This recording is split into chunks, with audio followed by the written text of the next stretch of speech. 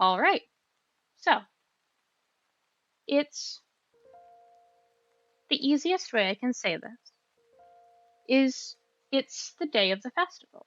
However, I want to ask prior to that, because I did say it was a couple days out to the festival last session. Is there anything your characters do? Ray, I'll update you real quick. Cupronickel did get an outfit from the tailor, from Rosalind. Just as a thanks for half the party running errands for her. She made nice outfits for everyone, because literally the only rule of the festival is don't wear your gear. It's not the point. In fact, that defeats the point. But everything else is fair game. And you were explained to that by others in the camp when you asked about it. They gave you cursory information of how it works. Is just a celebration. I don't think Cupronickel would ask more than that. But if you want to say what Cupronickel would have asked, you can. But this is a general statement of what do you think your characters were doing for the next 2 days preparing for the festival. Watching things go up and moves starting to be built and people talking.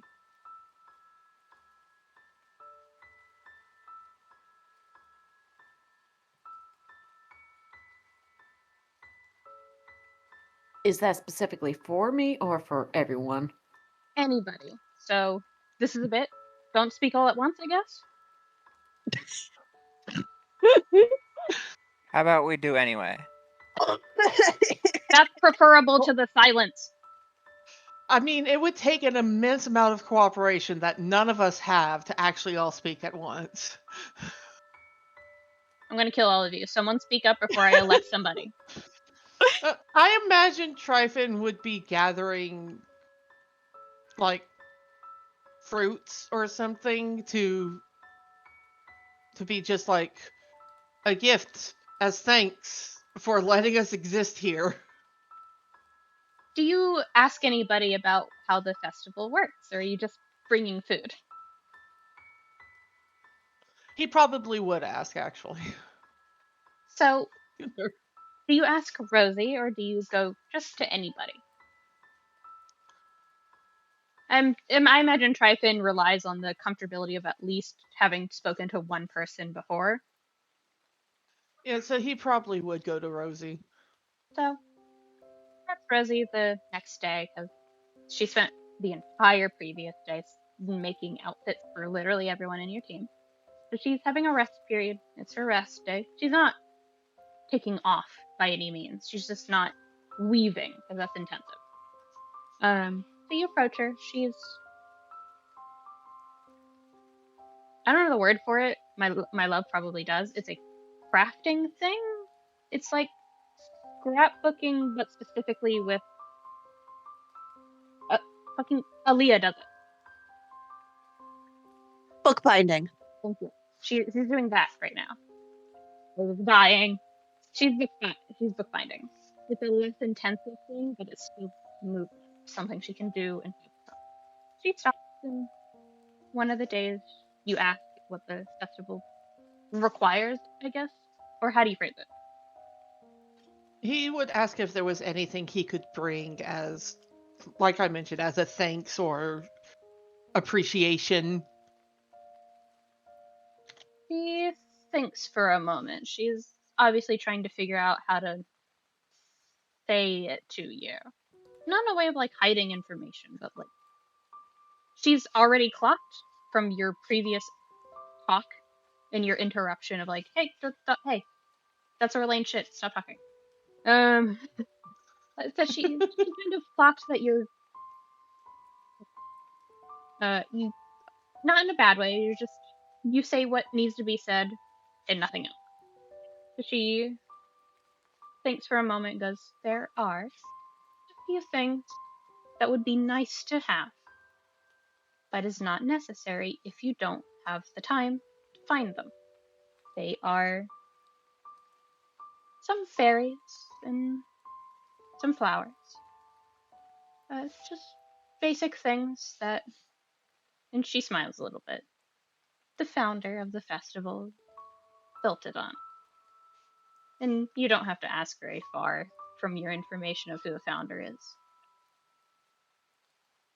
Okay, some flowers and what? Fairies. Fairies. Fucking Tryphon just standing there for a moment, just like, how do I get fairies? Berries. B. Oh, berries. Okay. In which case, yeah, no, he's just like, okay, I can definitely bring some of that stuff. She nods and pats you on the arm. She's a little shorter than you, but not by much. She's a little shorter than Jackie. Context. I'd say 5'11", maybe 6 foot. But like, So yeah, because he is 6'1". a little shorter than you. Jackie's 6'3" for context. So a little shorter than Jackie, an inch shorter than you, and she gives you not the exact details of what she wants. She's you know what she's doing. She's giving you the option to have options to bring. It's very deliberate. She's not hiding it. So she gives you that. I assume that you spend most of that day searching and dedicating yourself to that. Yeah. Okay. Aurelia, Cupronickel, Agate, what are you doing in the days leading up?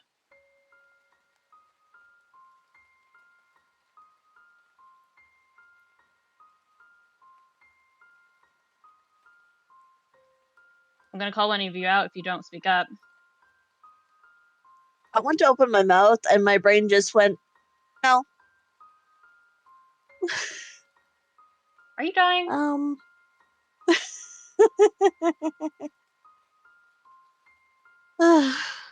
I'll brain accept simply that answer yeeted A. all of the words. You're also at home alone, and your entire brain freaks out every time you're home alone. I need you to stop reading me like a book. What? I'm your fucking husband. Leave me alone. Damn. Love you too. Get fucking adored, loser. Hey, hon. Yeah. Something to be loved is to be known, or whatever. Yeah. Anyway, answer the question.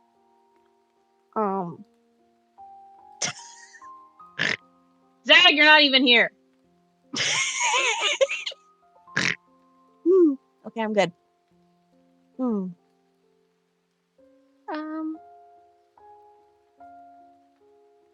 It doesn't have to be a big thing. You can just say that she's trying to help with setting things up. Yeah. Yeah, I think she's like offering to help with like the setup, and if anything needs to be moved or carried to a different location, that would be where she's focusing. It's a very basic setup. You know, the moving circuses, I guess you can call them? A lot of fantasy terms are like moving circuses, traveling bands, and stuff like that. That's all. Roughly, yeah. Easy to move, it's easy to pick up, it's mobile. This is them setting up to make it permanent. Like, able to be tucked away, but permanent. They are staying here, so it's a weird situation for them. And I think Aurelia does this thing of reassurance, of this is a new change. Also, tell me if I get muddled. I do have Undertale music playing. Fuck, I forgot my music. I kid you not, slight derailment. The only fucking soundtrack that has not messed with my mic is One Shot, and I will die if I listen to One Shot right now. Simply perished. If anybody's played One Shot, you know what I mean.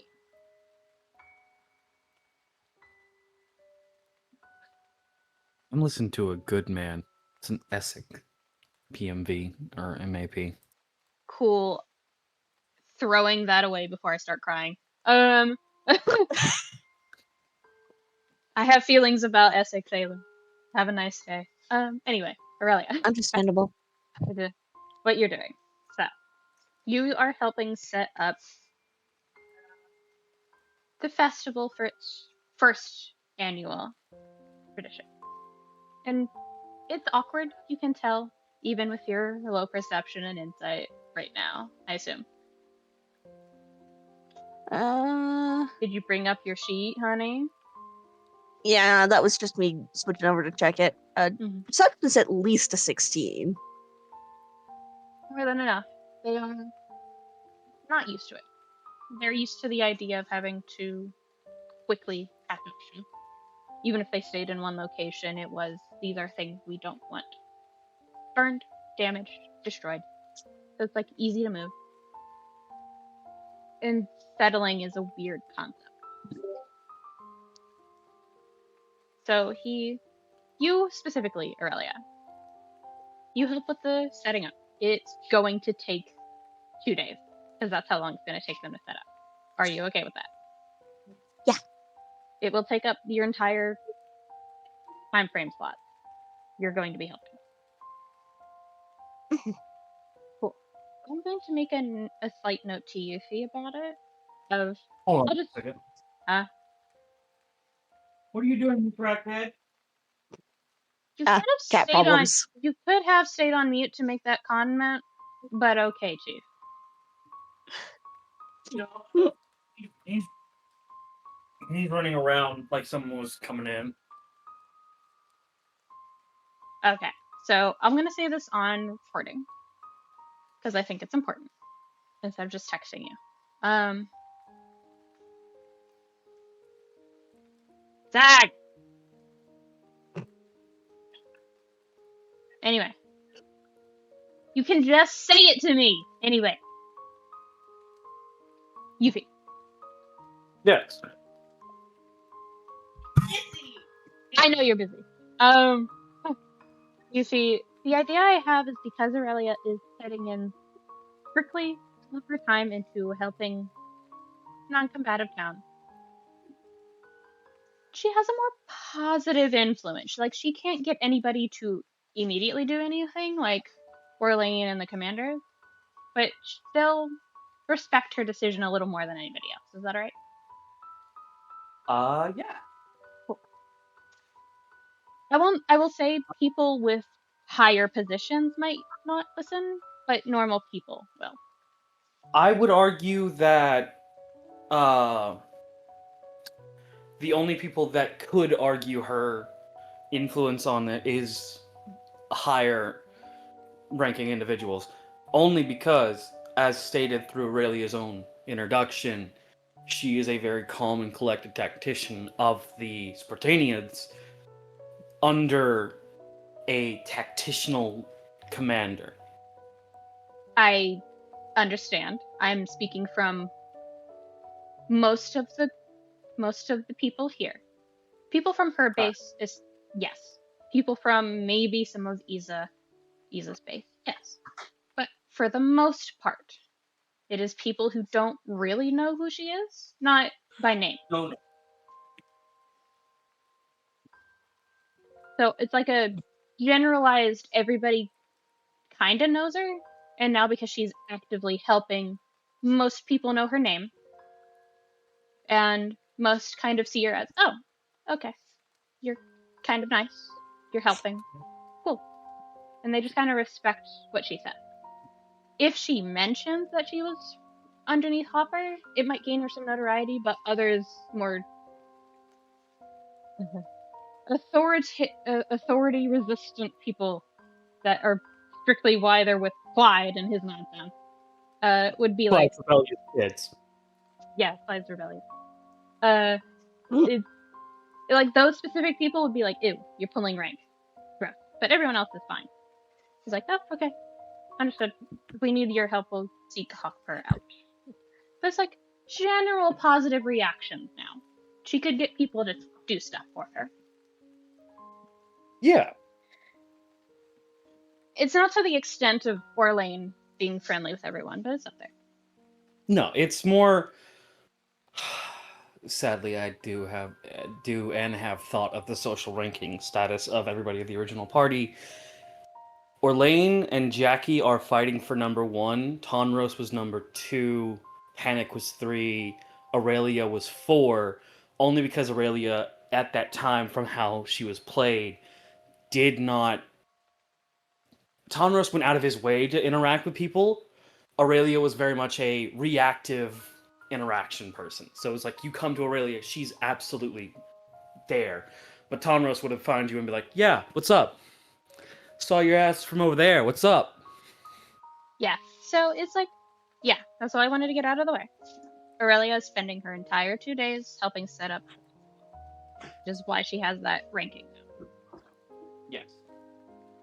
Agate, Yes. where are you spending the next day or 2 days? Doesn't have to be both days. But what are you doing? Helping prepare the food. Do you know what they usually eat here? I will ask and then Mhm. help and assist. Okay. So, awful. Orlain, shut up. No. Orlain had like a snide comment specifically about Agate, but he's not in the scene. He's not in the scene. He specifically does not want to be in the scene. Fuck off. Anyway. No, share with class. Absolutely No. not. We'll get derailed so fast. We're already Yeah, derailed. continuing with what you were saying. Agate, you go around and ask and talk to people like the butcher, baker, some people who work The alongside candlestick them. maker. Stop. I had to physically resist from getting into character. Agate doesn't need to try to rage bait Orlain, apparently. It's a What? special skill I have. Anyway, Agate, you go around to the main people who serve the food, who prep, and prepare, and make sure everything is for consumption. We like send you to do a couple of things to make it easier on them. And you play errand runner the first day, mostly because they don't trust you around the food, even if you insist you're okay with it. Do you at all mention that Orlain's let you in the kitchen? Like at all? On like towards the end of the day, might mention it. Like, won't press the issue, but we'll be like confused. Do Like, you outright mention? Orlain has such high standards, and I don't know if I've met them, but he's certainly allowed me in the kitchen. You don't notice it immediately, I think, but the next day, it's far less errands and more helping with the preserves. It's like a subtle, Orlain hasn't completely barred you from the thing he cares about. That's at least good enough for us. The baker is a little more open than the butcher. The butcher has the response of, like, Orlain doesn't normally deal with meats. So it's like, that means little to me, but I understand where you're coming from. The baker and the huntsman, so to speak, like the witches area, is, okay. Thumbs up. Like, cursory understanding.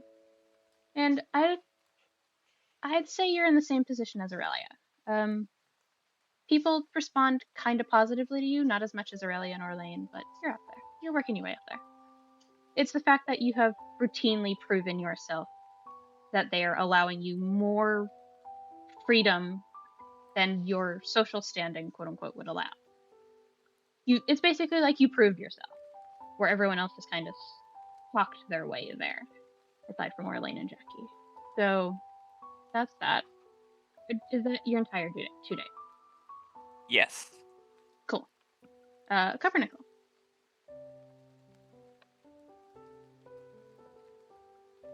Yes.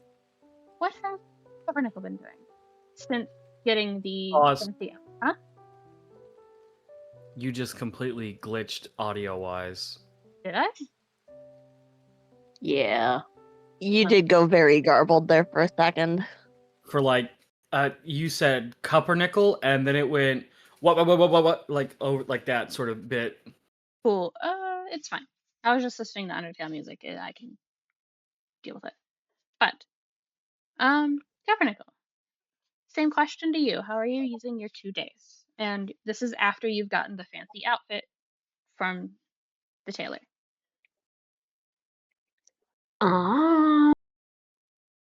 He's probably helping out with some of the more heavy lifting, physical kind of stuff. Mm-hmm. Is there anything else? You don't have to just do one thing. You can do multiple things over the next few days.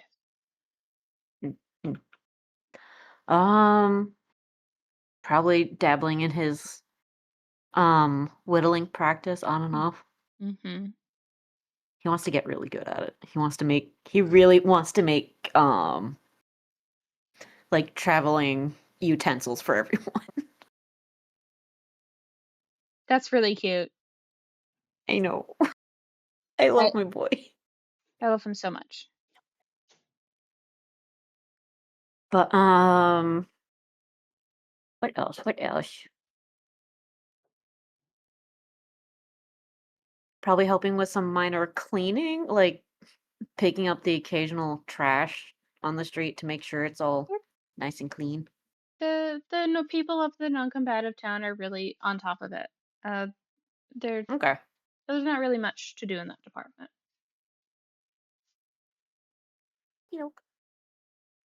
So you're helping with the heavy lifting, you're doing your whittling.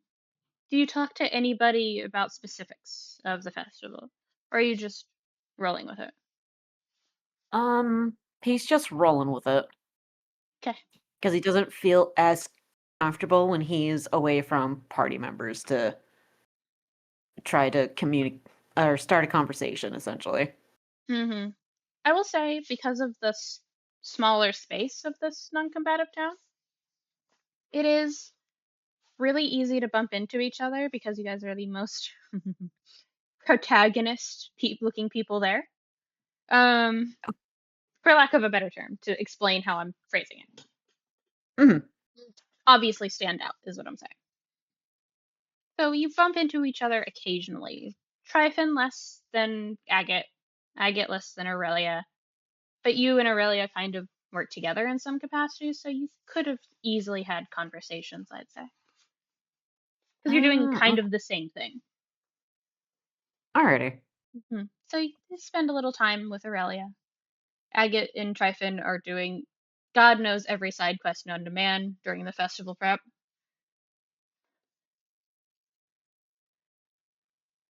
So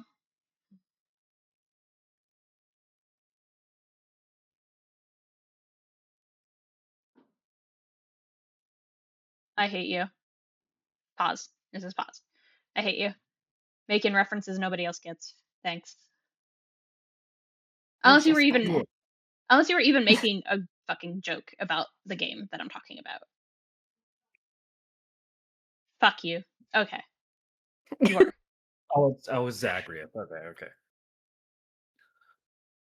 So, the 2 days go by smoothly. I think you guys are. Question.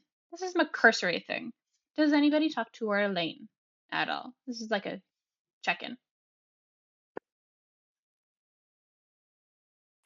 Yes. Win of the 2 days. Toward the end of the second. Okay. I will say Orlain has made attempts to quote unquote not be seen, but he is usually with one of the commanders. I'd say when you get to him, he's not exactly in a horrible mood, but he's not exactly in a good mood. It's like right down the middle, which is good for him considering you were there when he was zoning out and talking about things that clearly upset him. It's like better than normal.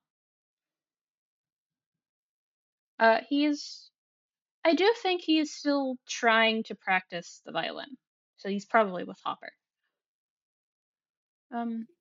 Probably taking a break when you show up, probably a mandatory one.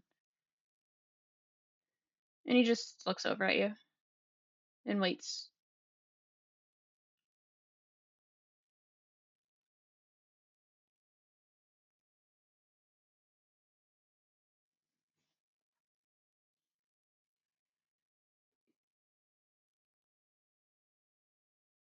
just kind of claps his hands together, gesturing towards Orlain.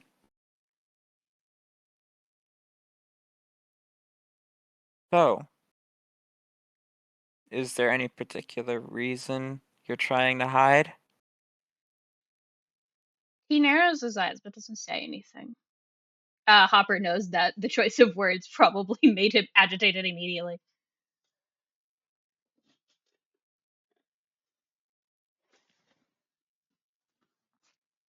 Hopper just takes a moment, looks at Orlain. Does Orlain look like he's about to fucking crash out on Agate? No, it's like a minor irritation of like the exact word that he got notably irritated at was hide. He's not hiding it. I think Agate could sense it too if he's paying attention. Oh, he's paying attention. He's deliberately trying. No, you're rage baiting him right before a festival of joy. All right. Listen, if it'll get him out and over to the festival. It won't. I'll say this above board. It won't. But if that's what you're doing, that's what you're doing. You've already said it. So he doesn't Hopper say anything. kind of- He's just agitated. Oh, you Yeah. brought it to me. Hopper will make a note and be like, Thank you, sweetie. okay. And will sort of look at Orlain. Hmm. Sticks and stones, kid. The only way to beat him is to beat him at gambling. Not true. Obviously. I could just hit him. Yeah, that's also an option. I mean, I'm not going to say anything. I think Clyde's busy with he's helping set up the stadium right now. Not the Yeah. stadium. What is it? The podium. That's it. All good. Yep. It's like I think Orlain is having a moment of like, how do I explain my issues with this without Hopper getting onto my ass immediately? And he just kind of says, I'm not hiding. I genuinely just don't think it's my spotlight anymore. It doesn't have to be your spotlight to take part in it. Agate, Yeah? have you asked a single question about why it started in the first place? Here and there. I didn't really get a straight answer. Me, you fuckwad. I'm the one who started it. Didn't you claim that you didn't? I really wish I did not, at this rate.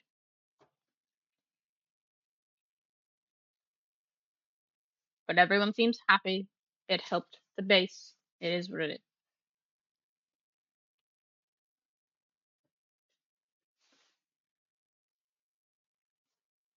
I suggested it because everyone was getting depressed over people who would come back. So I just shifted it. It turned into a whole thing. More than I ever dreamed of, I think.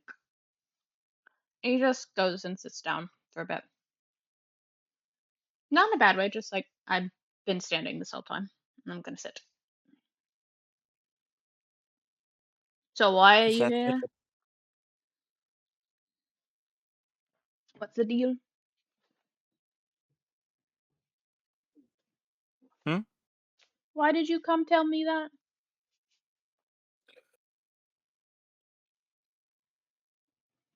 Festival starts tomorrow, doesn't it? I'm fully aware when the festival starts, ain't you? Or Are you gonna ask an upfront question or are you gonna continue trying to rage bait me? is it working? Only specifically to hit you in the mouth, not to go. Why don't you want to go? He hesitates and shakes his head. It's not important. And You say it's not important. Why? It's subjective. I'll It- give you that much. If it's preventing you from enjoying your time, it must be pretty important. Not everybody gets enjoyment out of being around people. So you prefer to be alone? God, no. I think I would die.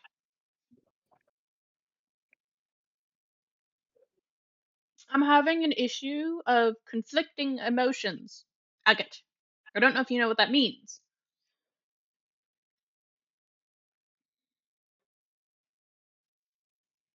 I'm well aware what emotions are.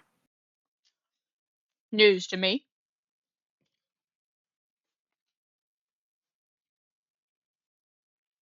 So what are the conflicting emotions? He rolls his eyes. I guess you could say it equates to grief and longing. They're not positive emotions to carry into a festival dedicated to celebrating life. Alright? Life is more. Life is about more than just the good things, the good emotions. Well, good is subjective. He's just staring deadpan at you.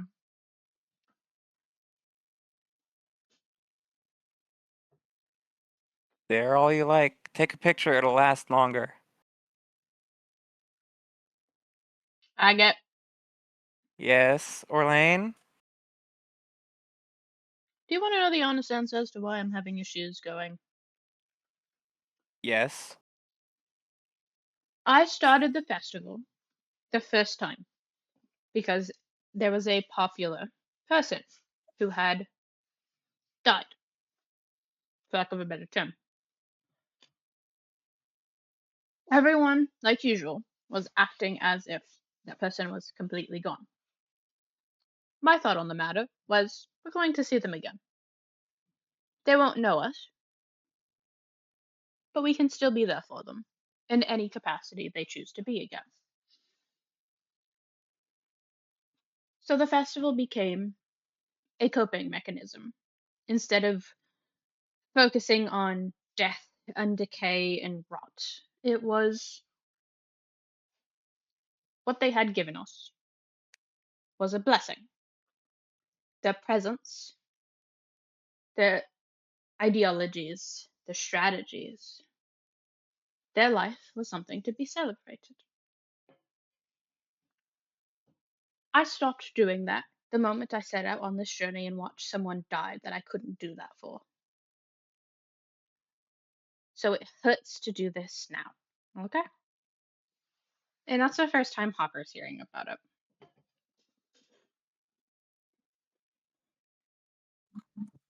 Hopper takes it without really saying anything 100%, just sort of hmm.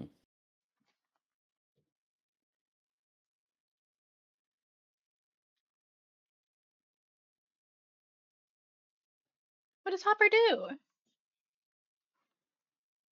But are you hearing me? Hmm? You are glitching the fuck out. I have no idea why. You cut out on my end, Yufi. I swear to God, I just said what Hopper does, and then you, in the most glitchy tone, said, "What does Hopper do?" Yeah, you got cut off before you said what Hopper does. He just sits there, takes it in, takes that information in, and just looks at Orlain. And he is close enough; he will hold Orlain's hand. Mm-hmm. Mine allows it. For once.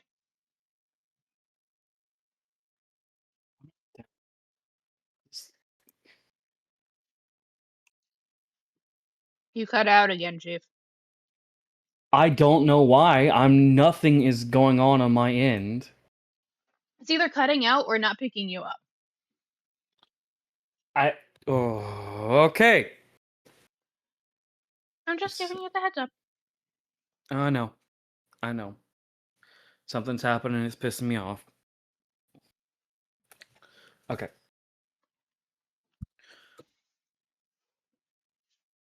Hopper holds his hand.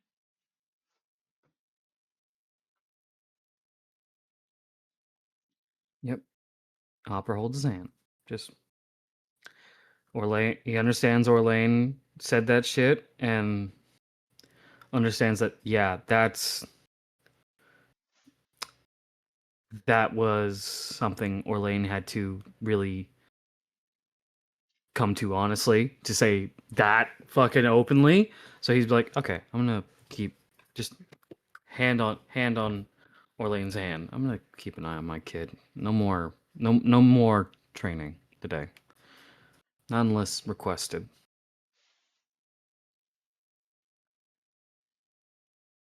How does Agate react to that information? Because Agate's so new, has no context for Rennie. What was their name? There's a bit of a noise of not exactly sadness, not exactly anger. It's just a non-committal noise. Her name was Grinny. She was a Hopper kind of pops in. She was a good woman. Helped us out in a fight when Orlain and the others were preoccupied elsewhere. He deflates a little bit. Isa wouldn't be here without her. None of us would be. No, none of us would.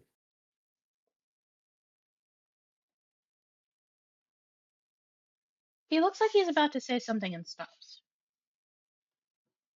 He gets a hand on the back, kind of a separate hand on his back, the one on his hand, not letting go. Go for it.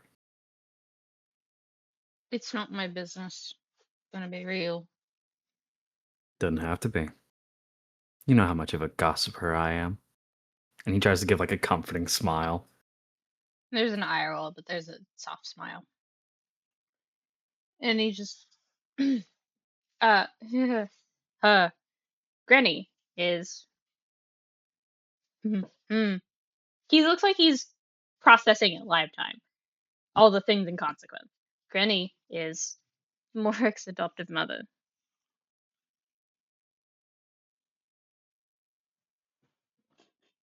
Like Isa is for you?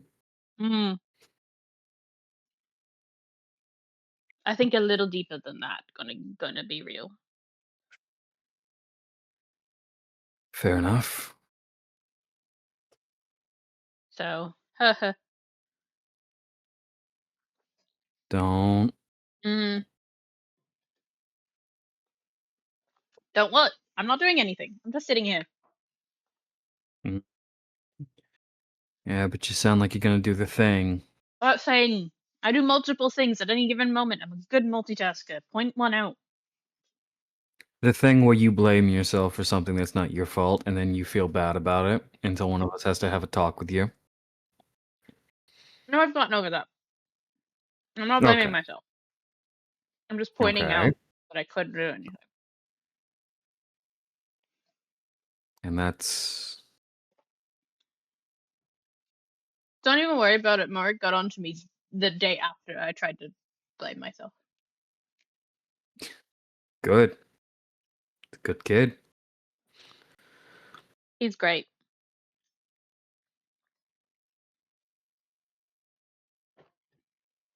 Yeah? Sonnet worthy? He opens his mouth to say something. Hopper knows anything out of his mouth next is not safe for work. So he stops immediately before Hopper can say anything. They're like, nope, I've seen that. That's a look that I see from Clyde sometimes. I need to shut up.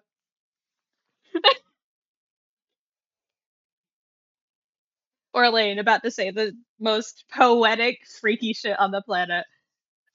Hopper, stop! Get it together. I think Agate's out of the loop. I'm just like, what's happening? Hello? I came here to rage bait you into coming to the festival, and we're talking about your boyfriend? What's happening? Hopper, no hesitation, goes, has he ever experienced the festival? Morik? Yeah. No. Guess he's gonna. Guess who hears the stories from the others then? What's happening?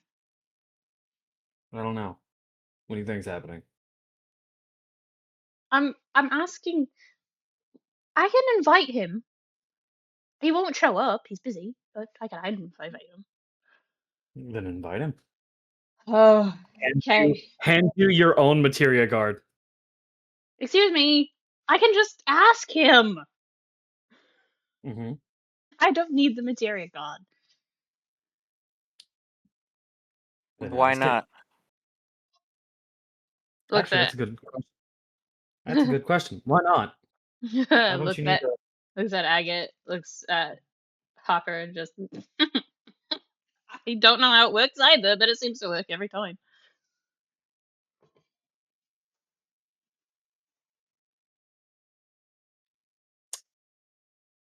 I'm gonna need you to be very clear with me. How? Noctis. Calls it well, they both called it a hotspot. No idea what it actually means, contextually speaking. But I know every time I've tapped into it to send a message, I've been able to get his attention. So I could just say, hey, you can visit if you want. You go for it. I think. I haven't really done it right now. Because I've noticed it kind of works in a weird way of like, you can, in stressful situations, we can automatically tell what the other is feeling. The problem is that if you actively tap into it, I've noticed the weirdest fucking thing happens. You can't fucking lie. Not that I lie to him. I don't. It's just like, it's worse. It's like you can't physically shield yourself. It's like opening the door and, you know. Mm-hmm. Opening the door and not being able to close it? Well, you can, but while you're talking, no. And it's weird. I'm getting used to it. So I could ask him. But they're Go for busy. it. They're busy. If he's too busy for you, without a good reason, He has a reason. what's the reason? He's in the desert. Okay. You do know I know who we're talking about, right? He moved through solid stone like it was water. I think he Oh can... wait, is he the? Okay. Yeah. Agate! You met him! I'm sorry. I'm sorry, just Agate being here like, what? Who the fuck are we talking to? Oh, fuck, I never asked their names. He just drags his hands down his face and goes, okay, alright. I can ask him. No guarantees. I don't know if they have the time. They're looking after somebody right now. They're playing escort. Mm-hmm. So I'll do that. I also already talked to them extensively recently. Don't ask me how that correlates. And Orlain's going to consciously try to send a message to the Heartspark. Very simple. Okay. Just, I guess the most basic terms, because I think that's all he has right now for his ability to do that. is like party/festival invite welcome. That's it. Like the feeling. And then immediately it's just not a guilty feeling, it's like no rush. Contentment. It's whatever. It's just like no idea if that worked. Okay? And I feel like to them it was just Orlain kind of zoning out for a bit, for like less than 5 seconds, and then going, don't know if that worked. I feel like they're just like, what the fuck did you do? I have no idea what just happened. Is this what it's like whenever we talk to, but with me and your dad talk privately? What is this? Yeah. Hello?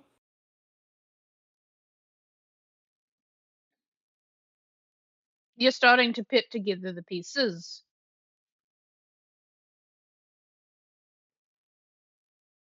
Have fun? Alright. He'll either get back to me with a negative or he'll randomly show up. Cool.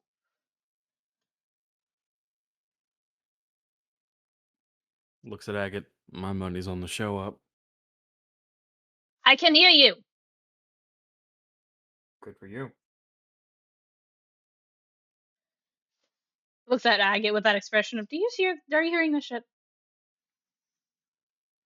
Hearing what? No, he's just looking at Agate with that expression of, are you hearing this shit, bestie? It just looks back with the most, like, just smug expression, just shrugs. An eye roll. He Just- doesn't say anything. Just knife cat. Aren't you busy with something? Why did you come here? Other than to rage bait me and reverse psychology me into asking things. Is that it? Are you done? If Mork does show up, are you going to go to the festival? That's a hypothetical. I don't operate on many of those. What if one of the Okay. others shows up? Huh? What if one of the others shows up? There's more than just the dragon boy. What if one of the other ones shows up? That's even less of a likelihood. Well, he immediately goes.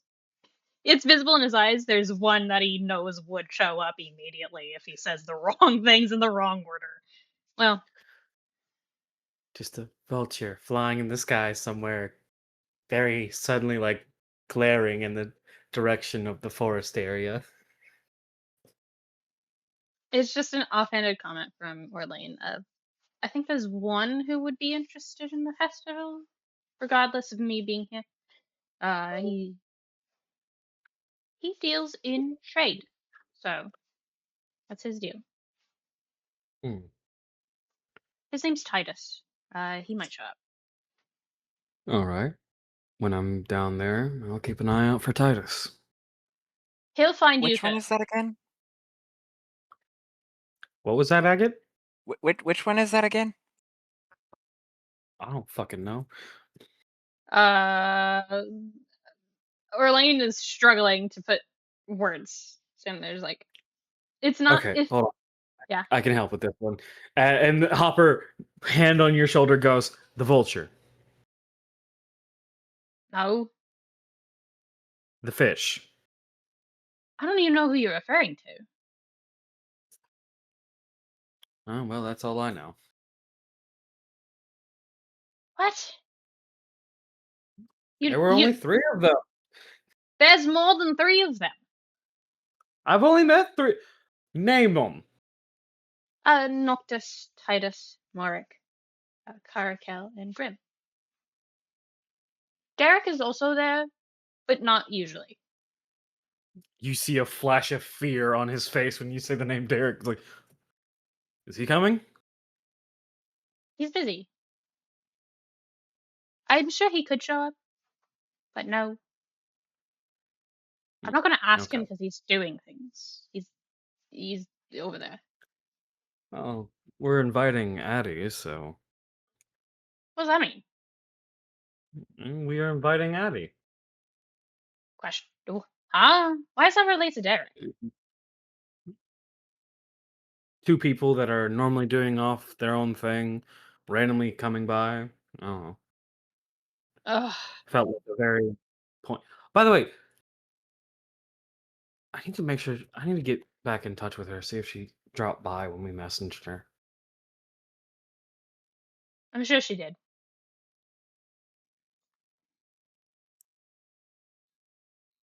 You know how Fair Adi enough. is. I don't. Not part of my group. Very simply, one-track minded, does not like having multiple tasks to do. One specific thing every single time she's given to 100% and then moves on to the next one. Hates having multiple things to do. Okay. And then smiles a That little bit of like, now you understand why she only shows up when she's done with a task. yeah. He looks at Orlain very intently. Confused Kind puppy. of sounds like what you would be doing if you could. Maybe. I'm scattered as it is. So, Yeah. Agate. Yes. I'll think about it. Orlain.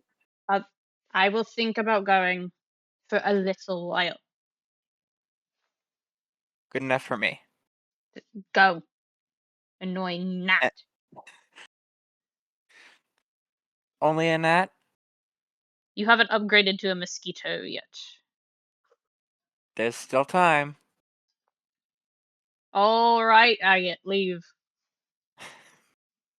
He does go back to the just leaves and go back to helping. Mm-hmm. If you believe it, that entire conversation only took like 28 minutes. Yeah. It's hilarious. So, moving on. Does anybody else want to do anything in that time span? Doesn't have to be with Orlain, I'd say. Or do we just want to move to the festival? I You don't have to. mean, Yeah, good.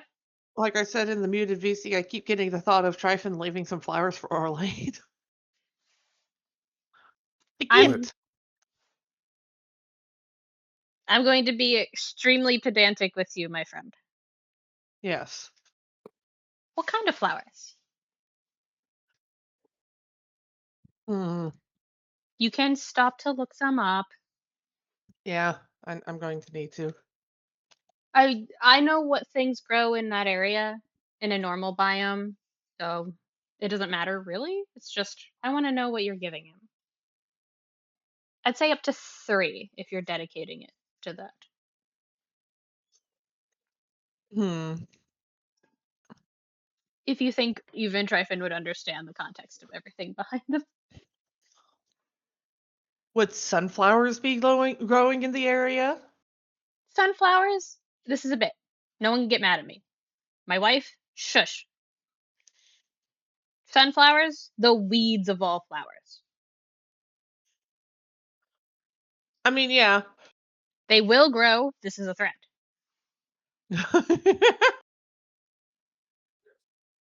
You do not have a choice. Stop resisting. But yeah, sunflowers would be one of them.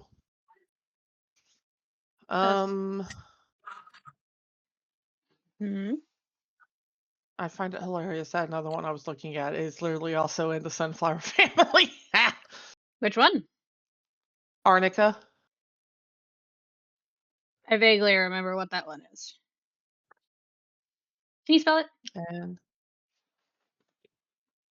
Arnica.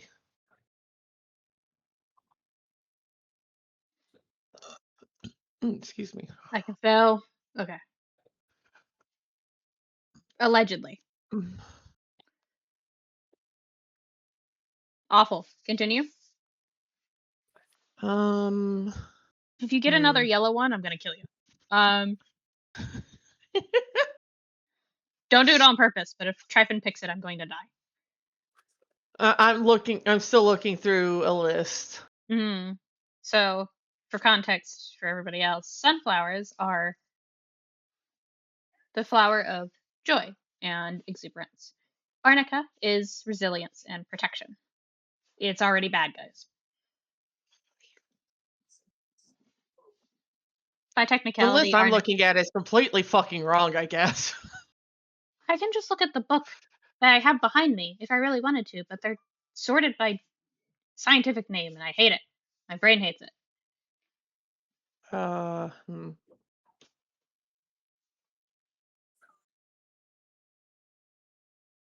You know what? Yeah, bud? He would probably have some oak leaves in there as well. All right. I guess this is what we're doing. Cool. Whatever. Do you hand that over just as a bundle, or do you make it into something? Agate, you're not here.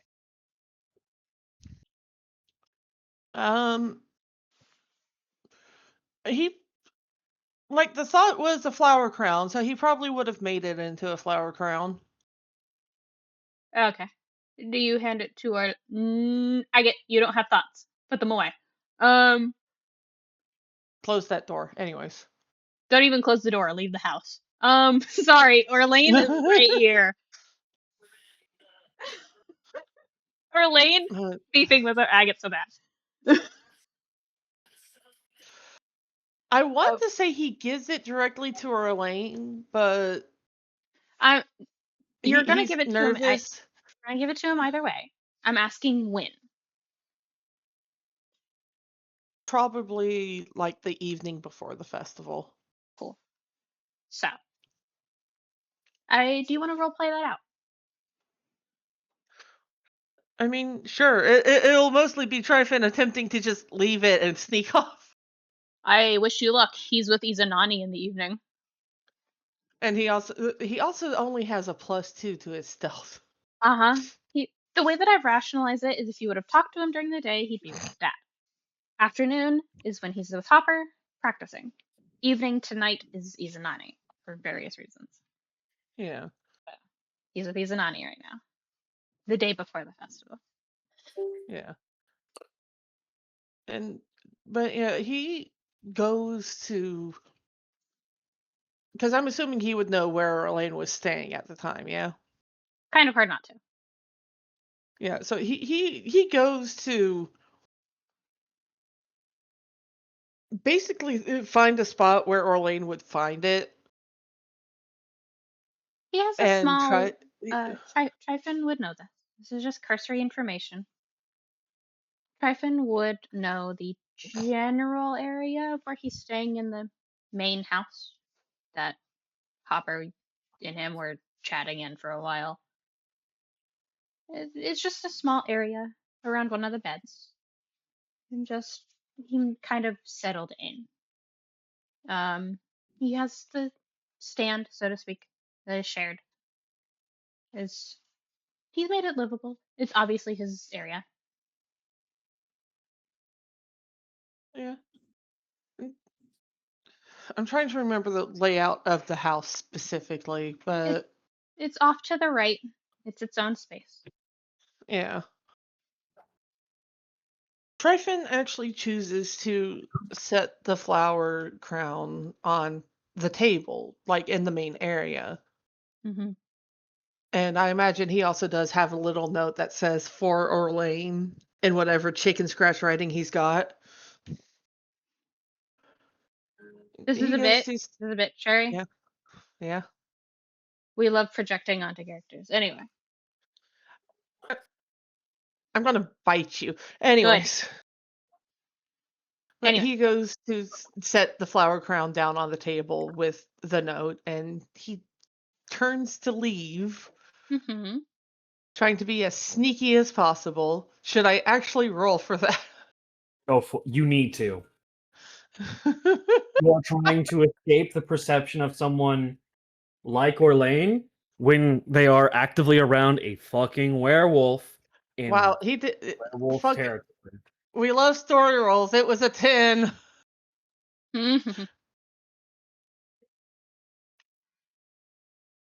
Get him. It is. I think it's the scariest thing Orlain's ever done.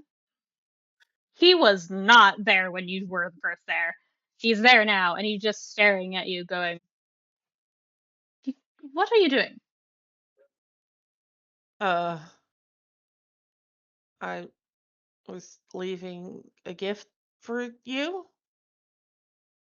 He glances over to the table and the note in the crown. And he looks confused for a second. Not in a bad way, just looks at it, registers that it's a flower crown and the flowers you used. Then looks at you and goes, "Tryphon, Yeah. I mean this in the kindest way possible. I really do not bite. You could have just sought me out." Well, I know, but Mm-hmm. I wasn't sure how you'd react to it. To flowers?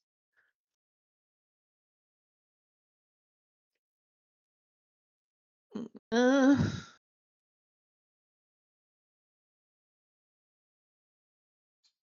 He clicks his tongue. And he's like, "I'm reacting a little more to your awkwardness than your gift, my friend. Not in a bad way. Just..." He laughs a little bit, and it's clear that he's about to make a joke. "You have more of a backbone during fights than you do anywhere else, and it's extremely funny."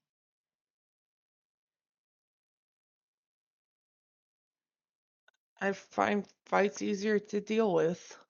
Well, yes, because there's a clear task, there's a clear goal, you know what you're doing, and you have people relying on you. I'm aware. He's just staring at Orlain with the expression of, "Why do you gotta read me like an open book?" And just as easily pats you on the arm and goes, "Stop being easy to read then," as if he said it aloud, and goes to pick up the flower crown. I feel like Iza's outside the door going, "Oh my god, please, please, guys, please," trying not to laugh. "Please, I'm begging you." Oh no, she's full hound form, which I remind you all is the size of a Tibetan Mastiff and a Irish Wolfhound, just mashed together. She's just ominously looming in the darkness. You can't see her. She can see you. I love whatever's wrong with your thing about dogs being huge. All right, cool. I love big dogs. I know. Not So, gonna lie, I thought Izanani would be bigger than that. it was described early on that she was like a 3x3 token in her wolf form, but it's okay. Yeah. I'm describing what she looks like, not how big she is. She's looming. Vibes. Looming means she's looking down. Fair enough. That's true. You've used a word correctly. This is bad. So, he picks up the flower crown and looks at it for a moment. He laughs. "Can you tell me why you chose these flowers?"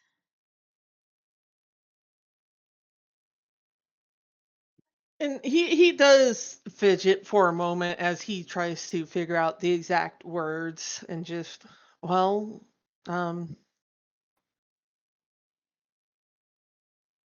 flowers have a language, yeah?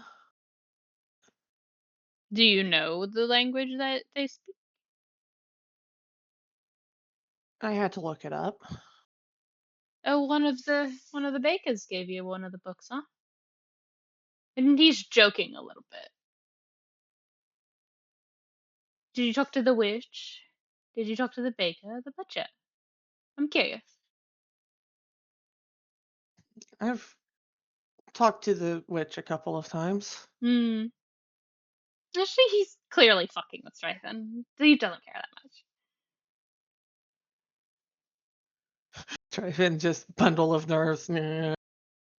Tryphon, relax. Thank you. I'm glad you like it. Well, yes. It's a gift. Why would I not like it? And he sort of shrugs, just, I'm gonna kill oh, Agate. Hold on, give me a second. Anyway, continue. yeah, he does sort of shrugs and just, oh, not everybody likes flowers.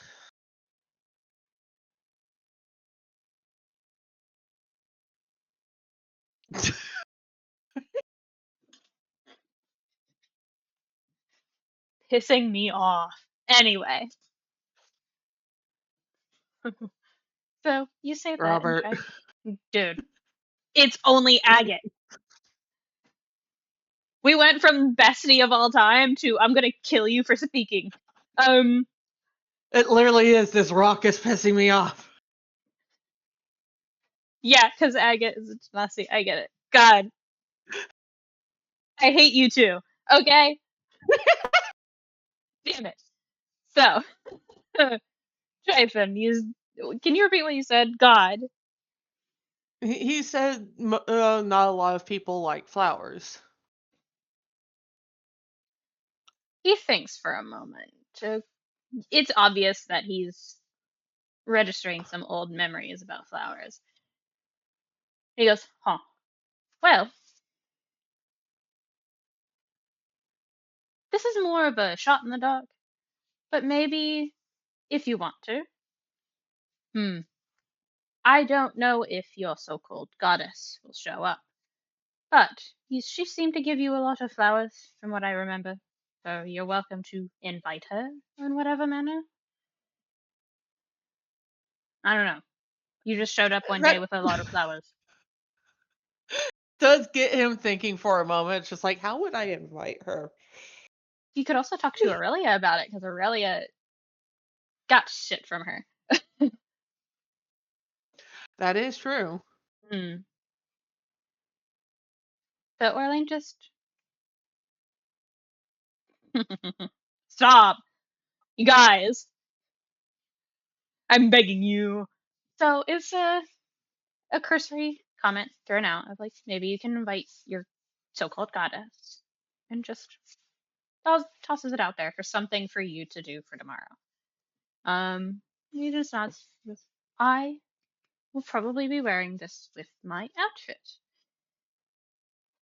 which I still haven't put on yet.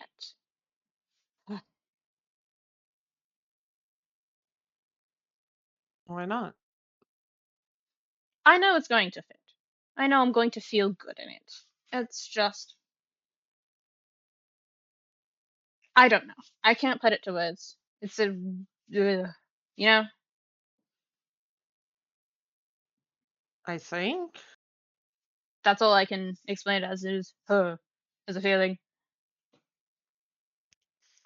it sure does feel, huh? He taps the tips of his fingers together and goes, all right. Where he puts the flower crown on just to keep it on his person and goes, all right.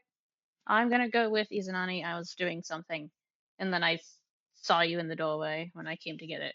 So All right. Um, I do need to get the other flowers and berries to the village, town, place. town is all right. What what are you looking for? Who asked you for berries and?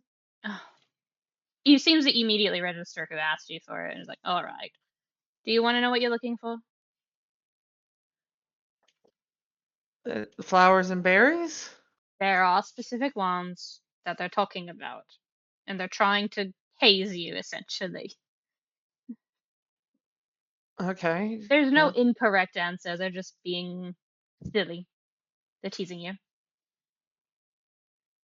huh. This is their way of affection. It's usually the younger ones. The older ones will probably be up front. So you're looking for You'll understand this more than I do. The flowering berries. Things you get off of plants and vines and stuff like that. Things you would normally turn into wine. Those kinds of berries. Oh, okay.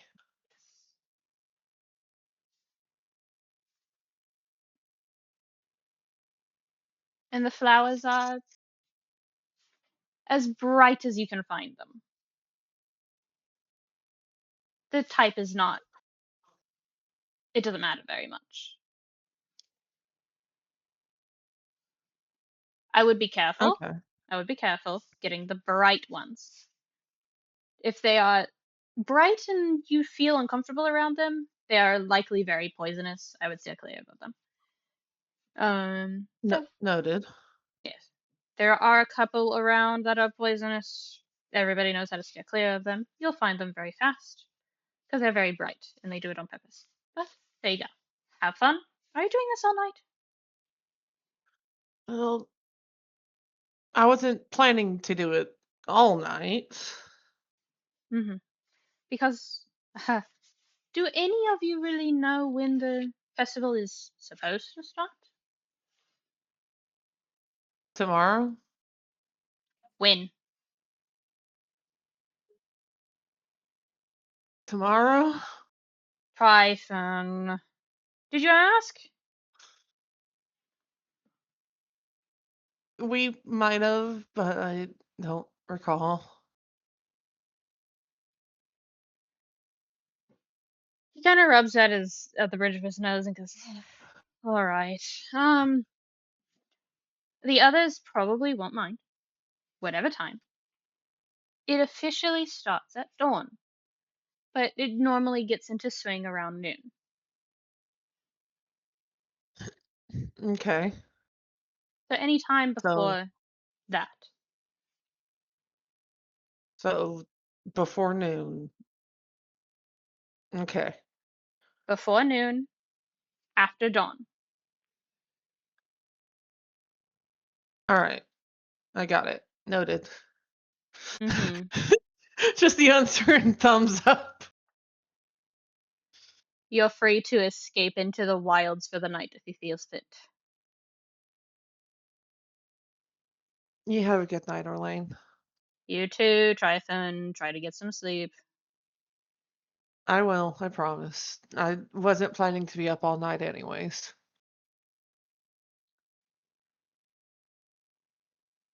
He does, like, it's not quite scurrying off, but it is definitely a hurried, almost stiff walk.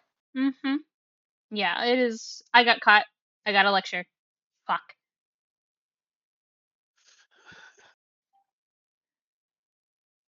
But now you know the general time. He also didn't indicate when it ends, so Because it never does. no, fuck you. There's an end. I know when the end is. You don't. I do. Okay. So now that it's settled and everyone has mostly done what they wanted to, Ray, do you want to do anything? Because everyone else has aggravated to some extent Orlain's desire to be alone. Mostly because I'm pushing him to talk to people.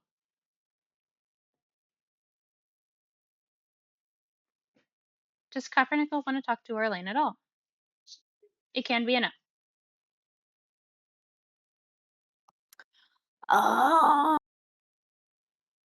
If anything, he'll probably just pop by to show him his progress on his little utensils.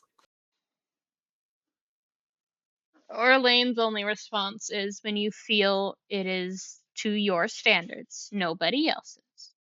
When it feels like it's at your standards, go to the woodcarver in town. They don't have a shop, they're just a person, but they can help you polish it and put varnish on it and making sure it doesn't stain, really. So, There's stains? You see like a little spark of both excitement but also like a minor confusion, but Orlain definitely a shrugs. spark there. Oh, Orlain kind of shrugs. I don't know how to really phrase it to you, is all he says. He does tell you what the person looks like and ushers you along. And it's like, I'm busy. oh. It's not a dismissal, it's just he's clearly tired by the time you talk to him. Okay. It's one of those looks that someone gives you when they're not shutting you down on an excitement, but it's clear that they want to take a nap. Fair enough. It's just, you keep talking, I can go to sleep afterwards. No. He just slowly shuffles away. Just no. Sleep. Thank you, Sleep is Cupronickel. good. Thank you. Get some sleep. And I say I want to take a break here because I think that's a good pausing point. Yeah, take a break right here. So, moving on. The day of the festival. Well, the first day of the festival, I'll say. There's multiple days. Yeah. There's always been multiple days. You should have listened to how Orlain was talking. It's a fucking week-long festival, if I remember correctly.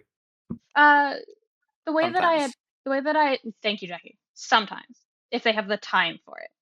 Usually they don't, so it's shorter, but they've gotten to a week before and it's been awful for Clyde. Awful in the sense of, please, we're in the middle of a war kind of thing. Now it's okay, he's okay with it, but I don't know if it'll last that long. But the first day, I'll ask the entire group, including the commanders. Orlain, by default, will show up last. Who shows up first? Clyde. Of course he does. What's Clyde doing? Clyde is roaming around, seeing. He's always been helpful before. He's going around making sure everyone feels comfortable, checking and making sure none of the games are rigged. There was one time last year, one of these roundabouts that someone got the fingers pointed at them because the game was rigged, and now now that this is a group effort of like, this is the non-competitive town and he is technically mayor, motherfucker, no, you're not going to. So he is going around ensuring everything remains luck-based. Mm-hmm. And he is ensuring that nobody has, and this is going to be his own thing, he is using his telepathy and his sort of influence, his psychic influence, and he is ensuring that no negative thoughts are allowed during this day. Okay. It's quiet. Is he there at dawn or later? He is there at dawn. He is there before Isa. He is there before the party. He is there before Orlain and Hopper. Mm-hmm. He's Well, first one there, and he will be the last one to leave. I'd say he's not the first because Rosie is there, setting up tents and stuff like that, helping with the cloth around the booths to make it look fancy. The baker, the butcher, the people who already go here are there. So he's not the first, but he's the first of the festival goers to be there. Who shows up next? And please state a time. Like anybody? Anybody. I imagine Tryphon probably would end up showing up. Mm-hmm. A while after dawn, I'd probably say maybe 9, 10 o'clock. Okay. He has to give them the flowers and berries. Mm-hmm. So it's not crowded, but it is a lot more populated. Clyde's off doing his own thing, making sure things are going smoothly. And it's chatty. It's a low hum of volume for reference. It's the type of low hum that you hear in a big open shop with a few people consistently talking, you know? Yeah. So it's that low hum. And it's quiet. You go to drop off the berries and the flowers. The people thank you. Offer a snack for your services. A snack, water, stuff like that. It's like, thank you. Have fun at the festival. And they cart it off somewhere. What does Tryphon go to first? There are multiple booths, not just games, but even where the games are, it's empty right now. Set up, but not for the games right now. There are trading stalls, is what I think Tryphon would recognize them as. There's like, okay, friend to friend who's been to thrift stores and stuff like that. I'll describe it to you like Yeah. this, and you'll know what I mean. Okay. Everyone probably should. Gonna be real. It's like going to an open flea market, Okay. like those kinds of trading stalls. Thinking more Ren Fair kind of stalls, but If it helps I you, think yes. yeah. I said flea market for like the reason of there's so much type of bullshit. It's not just one thing or targeted to one thing because like Ren Fair has an idea that you bring in. Usually. It really does depend on the fair and what sort of people do end up showing up. Because I've seen everything from leather crafting to fucking boomerangs. But it still kind of follows the tradition of the area you're in. Yeah. That's why I said flea market, where it's just fucking anything goes as long as the person running the show signs off on it. Yeah. I think you probably would go check out one of the games. So you notice that there is some people at the game stalls, and they're all in the same general location. Not necessarily too close to each other, obviously. Kind of spread out. There's Putting them in the middle of town. well, no, the middle of town. You Tryphon don't want to be there in character. You already see it starting to get set up for like the equivalent of a dance floor. You don't want to be there. Yeah, okay, so he's on the outskirts. Mm-hmm.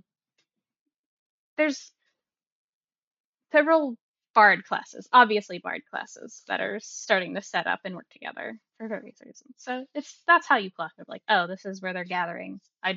No, cool. That's where I don't want to be. Anywhere but there. Yeah. So you go check out the games, and the quote unquote dealers are there. Nobody else. They're setting up. But do you want to roll to see what you approach first, or do you want me to describe what they look like? How about I roll? All right. Give me D4. That's a 4. All right. Cool. Sorry, that was impulsive. Is that Chohan? Yeah. So for context, Chohan is the original name of the game. If you've ever played it, you fucking adore it. If you haven't, you don't know it exists. So, I definitely don't know it exists. the only name you might know it by is the quote unquote anglicized version of it. Evens and odds. Oh, Yes. I've never played it. Yeah. The original name is Chohan. It is a Chinese game. Because Cho means even, Han means odd. It's very straightforward. Okay. You approach a small, like, there's room enough for about 8 people. Comfortably about 4. And the person that's behind the booth setting up is decorating a little bit, making it seem friendlier than an actual straight up betting game, because you can't quite clock if it's a betting game or if it's just for shits and giggles. But you do see a like, I don't think it's a metal cup. I do think it's made out of wood or palm leaves. It's quiet. You can't actually hear the shuffling of whatever's inside. And it's face down, clearly covering something. But the person behind the booth is more. The only way I can describe it is built like IRL Mara. So scrawny. I was I gonna say I was gonna make a halfling joke, but all right, guys. What I meant is very specifically the body type. I've gained weight. There's a little bit of chub. good. Hmm So it's like I would say about 5'7", maybe 5'8", a little chubby. It's hard to tell gender, but you're not sure if that's appropriate to ask of this person. Back to you, long hair tied up in a neat bun, kind of a whitish silver. The first thing you notice is very deliberately, now that you're clocking how many Asimar are around Orlain, you notice that there is no wings, not even the indication of them. But Tryphon, I think, is the first person that would ever clock this. It's sort of. I'm trying to phrase it in a way that makes sense to Tryphon. I think I'm just going to describe it in a way that makes sense to Cherry. This person is, again, a little chub, a little on the shorter side, androgynous, dressed neatly, but not finely. It's the equivalent of seeing a casino dealer in their outfit, but a little less. Okay. It's like, Casual casino deal. yeah, good. It transferred properly. Because I couldn't find the words that Tryphon would understand. So, just like a casual casino dealer. So it does not help you trying to figure out what pronouns to use. And they stop what they're doing. They're clearly setting up the booth to look like a checkers board, black and white, with fabric that has clearly been made for the occasion. Just draping it over, giving them some shade from the height of the day when it starts. Do you catch their attention? Or do you just watch? I imagine he just watches.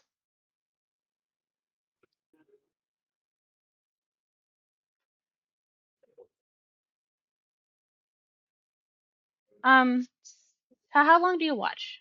Because they're humming to themselves. Where's that on my phone? There it is. I imagine for a fair bit, but probably not too terribly long. I don't know, maybe half an hour at most. I'd say it's a shorter time than that, because usually when people are right there and not saying a word and just kind of watching, people notice. Um, and this person's no different. They pause about 10-15 minutes into you just kind of awkwardly waiting, I guess. I'd say he's more watching out of curiosity. Uh-huh. So, um, hmm. All right. Thank you, Orlain. Um, this is, you only have one other instance of this race, that you've ever met, I think. And they kind of turn to face you, and their skin's a bit pale. They have slightly pointed ears. They have a more light-colored eyes than anything else, and they kind of squint against the early morning sun as they step back into the shade that they've made for themselves. And they go, "I'm sorry, can I help you? The games don't start until noon." Oh, no, I was just curious. About what? What sort of game this is? Oh, this is kind of funny. I'm not the first person to run this. You realize that this person is just as awkward and nervous as you. So Oh it's like no. it's awkward meeting awkward.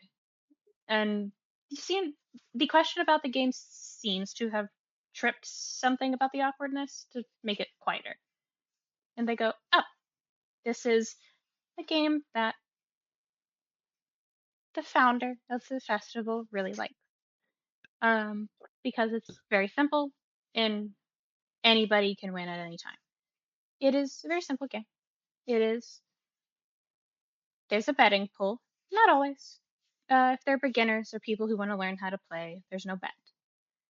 But it is a betting pool for people who know what they're doing. And there are 5 rounds of guessing. And every round you can guess on the number underneath the cup. And they tap the handmade cup. I will be rolling dice that have been made for the occasion. And it'll be, you just have to guess one of 2 things. Very simple. It is even or odd. If you guess the correct answer, you win the round. The additional rules that the founder did, just as for the moment, is after 5 rounds, we tally how many times the people have guessed correctly. And the people with the most amount of correct guesses gets a small prize. Very simple. I really like doing this game. Everybody usually has fun. It sounds kind of fun, yeah. I'm sorry, what was your name? I've recognized you around from Rosie. Yeah. My name's Tryphon. Tryphon. I don't recognize that name from anywhere. Okay. Um, and this person looks nervous a little bit. It's just, you'll forgive me, I'm a little scattered thinking about things.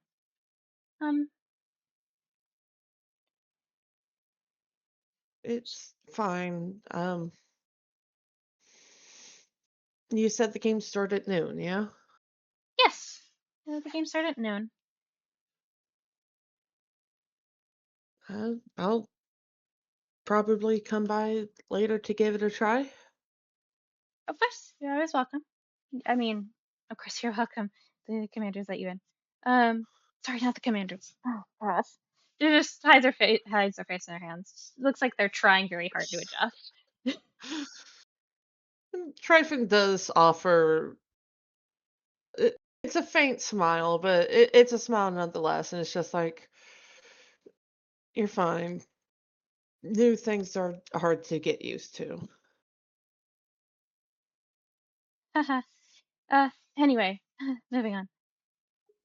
Call me Hazel. Hazel? All Hazel. right. Yes. Nice to meet you. It's a pleasure. I need to go back to making sure the sun does not try to kill me. So, thank you. You're free to stay. I'm just going to be making sure the sun doesn't, like I said, kill me. All right. But he does end up wandering off a bit to check out the rest of the festival, though. All right. Moving on. Agate, Aurelia, Cupronickel. What are you guys doing? Who shows up next? It also can be a commander, but I want to check in with them.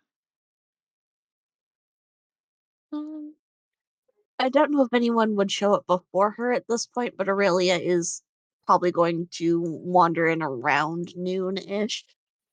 We'll get to you in a second because you said noon. All right? Yep. Agate, Cupronickel.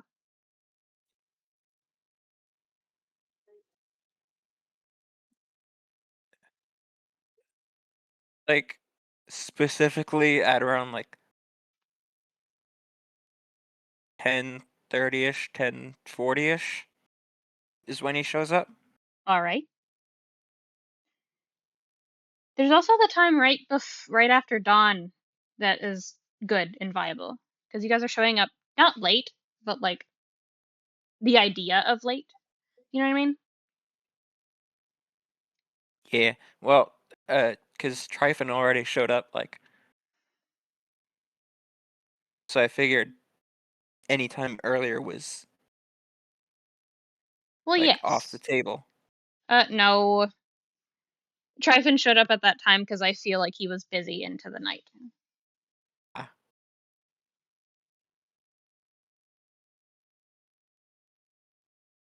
What time is dawn? Generally speaking, 5 to 6, but I'm saying 6:30. So So like, 6:30 to about when Tryphon showed up is that available time to also do things. I showed up first, a little bit Yes. before dawn. 7:17. Pardon? 7:17. Exactly? All right. Yes. Weirdo. Okay. How is that weird? You're specifying a time you don't have a clock for, buddy. You have And keen mind or some shit? He does not have keen mind. I know that for a fact. I know he doesn't have keen mind either. Technically, Anyway, you don't have clocks. You don't need to worry about clocks. Don't worry about it. it's a joke. well, the equivalent. Okay, I'm gonna kill you. Anyway, you can try. it's not gonna be hard. The gods have tried. I'm no god. Moving on.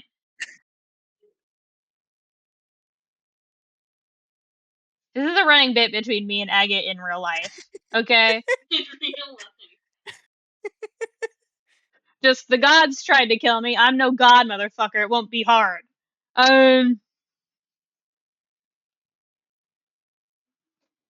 damn it. Orlain.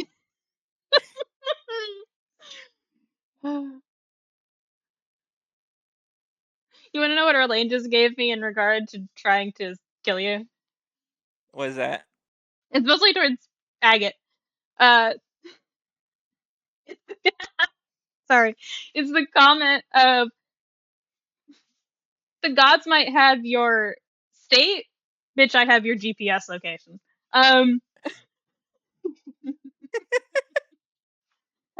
A fucking airstrike or whatever.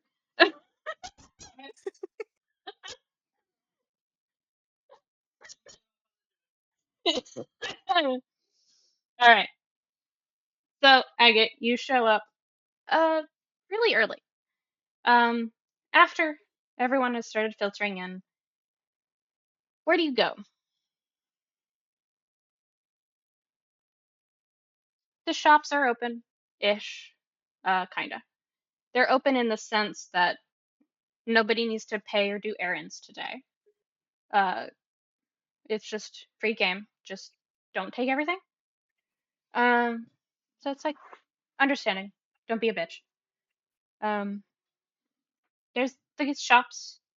You don't see Rosie's door open, but you also don't hear anything from inside, so you're unsure if she's there or not when you pass by. Uh, I will say, as you're wandering in the general vicinity, you see the stalls early starting to set up. Um, only one of them, only one of the stalls for games is currently being set up. When you get there. All of the food stalls are currently empty. You do see people there, but it's really early. They are setting up. What do you do?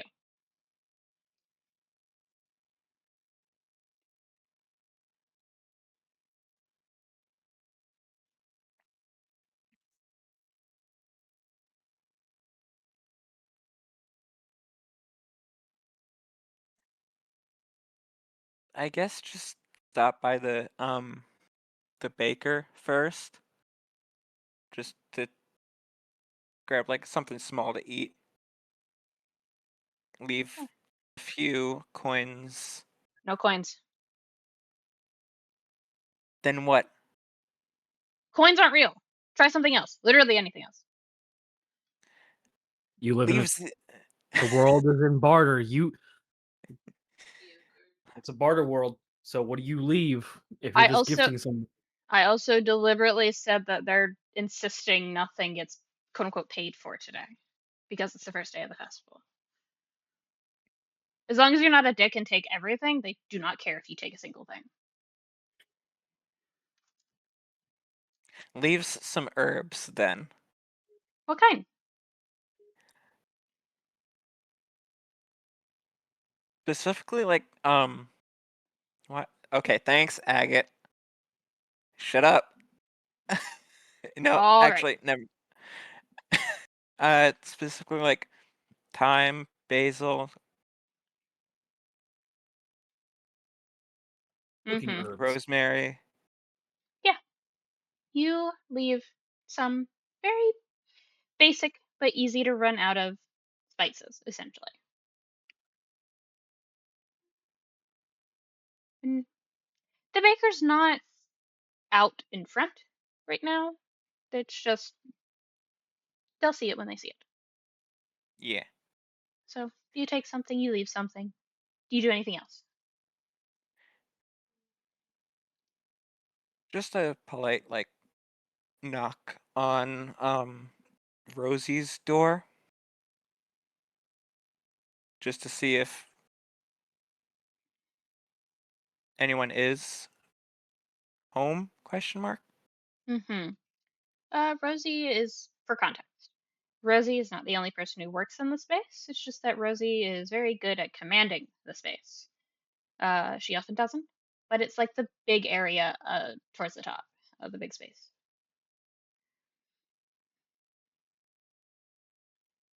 She's over there. The door is closed to what you assume to be her separate space, and you knock on it. Do you say anything, or do you just knock?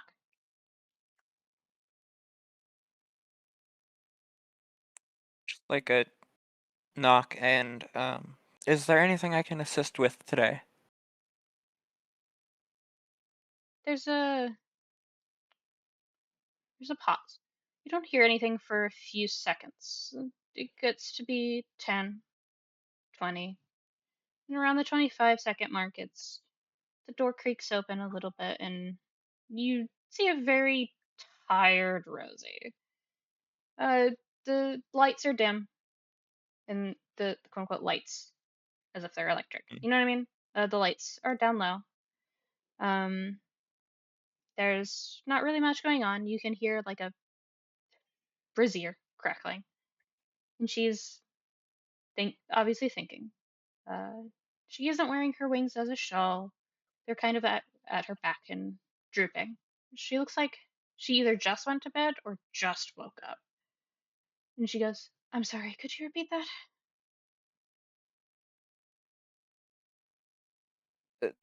Apologies if I disturbed your rest. Is there anything I can help with today? I mean, this in all due respect. This is a festival. Legally, I cannot work. Just because you cannot work doesn't mean I can't help with anything that might be needed. She just sighs and goes, okay. Do you actually want something to do, or are you just looking to be helpful because you don't think you can do anything else to be participating? I would like to be helpful, have something to do. All right. One of my main things in the festival, every single day, it happens every time, people tear their outfits. And that's fine. It happens. I don't care. Usually, I will run out of fabric in towards the nighttime. So, if you feel up to it, you can go around primarily to the witch, um, perhaps towards the windmill because they also hoard things. If you want, towards the evening, not quite dusk, but not quite midday. You can check in, see if I need anything. But for right now, I'm trying to get some shut eye. All right? Very well. I will be awake by 12 because I know okay. I will be awake by midday. So, I'm going to get some rest. You enjoy the festival setup. Thank you for Thank checking you. in. And she shuts the door, and it's not locked. You don't hear it click shut or anything like that, but you do kind of sense things shuffling and settling again.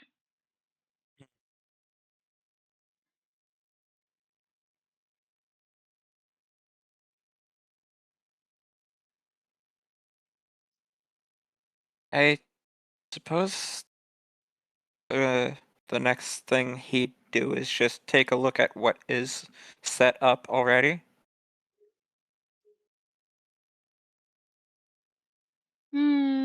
Okay, so it's mostly the food stalls without any food on them yet. You know their food stalls.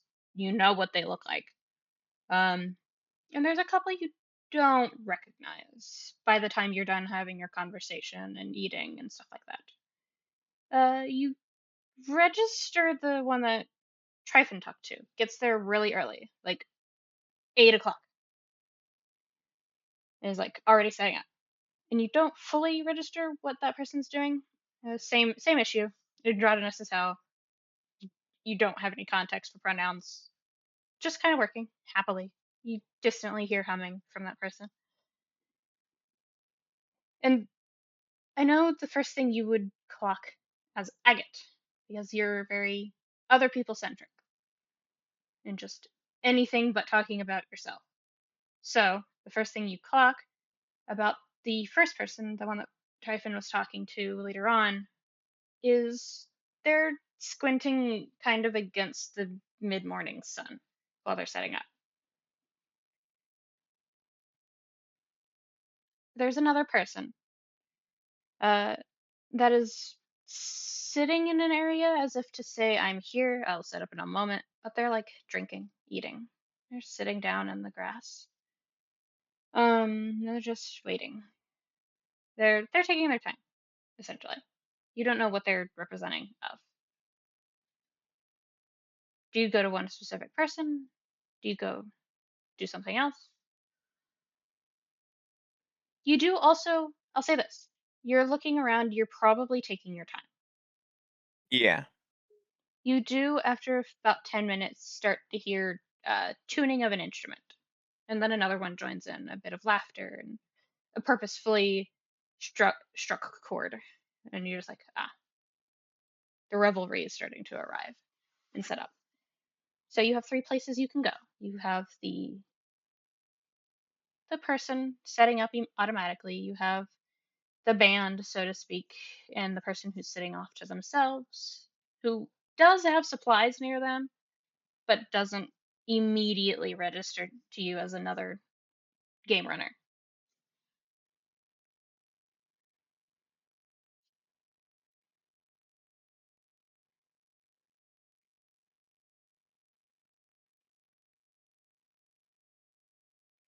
The band. Mm-hmm.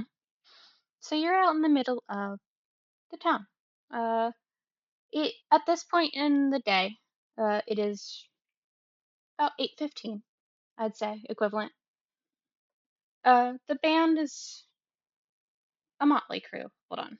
I gotta get something real quick. I'm dying. I love that Oh, music. no. Shush. I'm gonna pause real quick. I need. We're unpaused. Agate, what were you doing?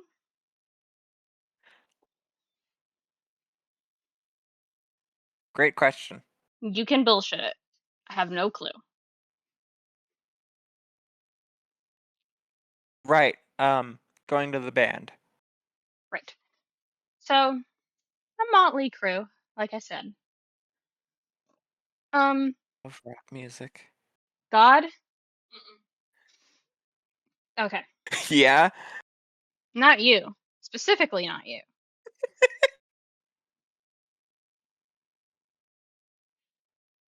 motley crew of, not all of them are bards. There's one bard, and there's two people who have picked up an instrument in the downtime of the non-combative town picking up. Very specifically, they're tuning, they're getting things in order. You see very notably, no violins. There is a lute, 6-string, for a very specific reason. There's Terry had to go get Aurora. 5s. Okay, so a 6-string lute. You see a harpsichord, which is the big standing one. Harp is the one you have in your hands. Harpsichord's big one. There's a harpsichord, there's a lute, and kind of oddly, well, maybe not odd for you, Agate, because you've seen a lot. You see a set of drums. So it's a What but sort of good. drum? I don't know. I didn't think that far ahead. That's all I have in my notes. I would say it's the closest reference I can think of to how I envision it.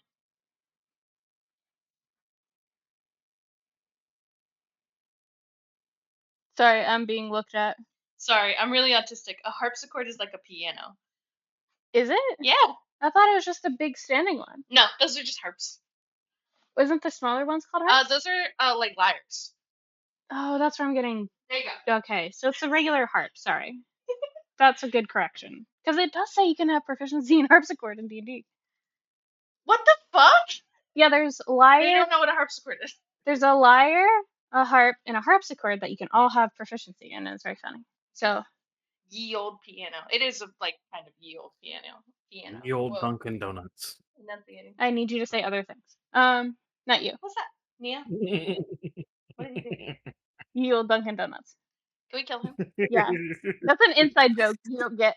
But I still want to kill him. Yeah. So it's a harp, not a harpsichord. There's no big piano setup. Not yet. Not yet. There could be later. Not right now. Hopper's a part of the festival. There's gonna be. All right, Hopper. Please don't intervene. You're part of the fucking audience. Bitch. Anyway. You're gonna get. He's gonna get fucking fist fought by his own people, alright? This is for him to relax with his goddamn kid. Shut the fuck up and move on. I don't know that Yufi's capable. Don't say it like that. Okay, so lute, harp, and is he gonna die? No, it's not. Okay. Lute, harp, and what did I say? Drums. Drums. You didn't Right. specify which kind of drums, though. Yeah, because I asked for a thing and now my brain can only focus on what's happening. Oh no. There's a band. What is the band doing? Why are we here? Mm-mm. Okay. I know what the band's doing. My brain just is hyper focused on this. Listen, it's like I'm not even here. You are very much here, my beloved. Intricately wrapping your hand. Uh-huh. Shit. Yeah, just fall. Stop. Okay. So the way that I imagine the drums are like, I don't know the word for it. It's an old drum set that is made from sheepskin. It's like so old that everybody already knows how to make it, but doesn't know how to play it. It's because sheepskin is weird. It's like an OG drum set, like the ones you put in front of you. So it's like a good setup. I think the only one Agate wouldn't be too familiar with would be the drums. Everything else is at least cursory knowledge. So, do you approach them or do you watch from afar? Watch from afar. They are chatting amongst themselves. What languages do you know? Is it a shorter list to ask you what you don't know? No. Abyssal, common sign language, Draconic, Orc, and Primordial. Rough, buddy. Okay, so it's a shorter list to ask you what you don't know. So there, one of them is a half orc. Very. It looks rough and tumble, but dressed up specifically for this occasion. It, just kind of casual formal, if that. Just enough to be seen, acknowledged as part of the festival, and move on. Nothing stand out, but a half orc. Tied back hair. From this distance, it's cursory information. There's also a half elf. You can't tell, I guess, what subrace of half elf, but it's like over there. They're the one holding the harp, and making sure it's properly set up. It looks specifically designed for their frame, and they're on the lankier side. And then the last one is brain, Orca thing. I don't want to look to my notes all the time, but goddamn. All right. My brain hates me. Okay. The last one is a tiefling. And it's just making sure the lute is properly tuned and just talking to the two at very visibly her side. Just checking in with them, speaking soft enough that it's hard to hear unless you approach. And they don't really pay you any mind because you're far enough away. You cannot hear a conversation, but you know they're speaking in mostly infernal. You can register it as that's a thing. They're mostly speaking in infernal.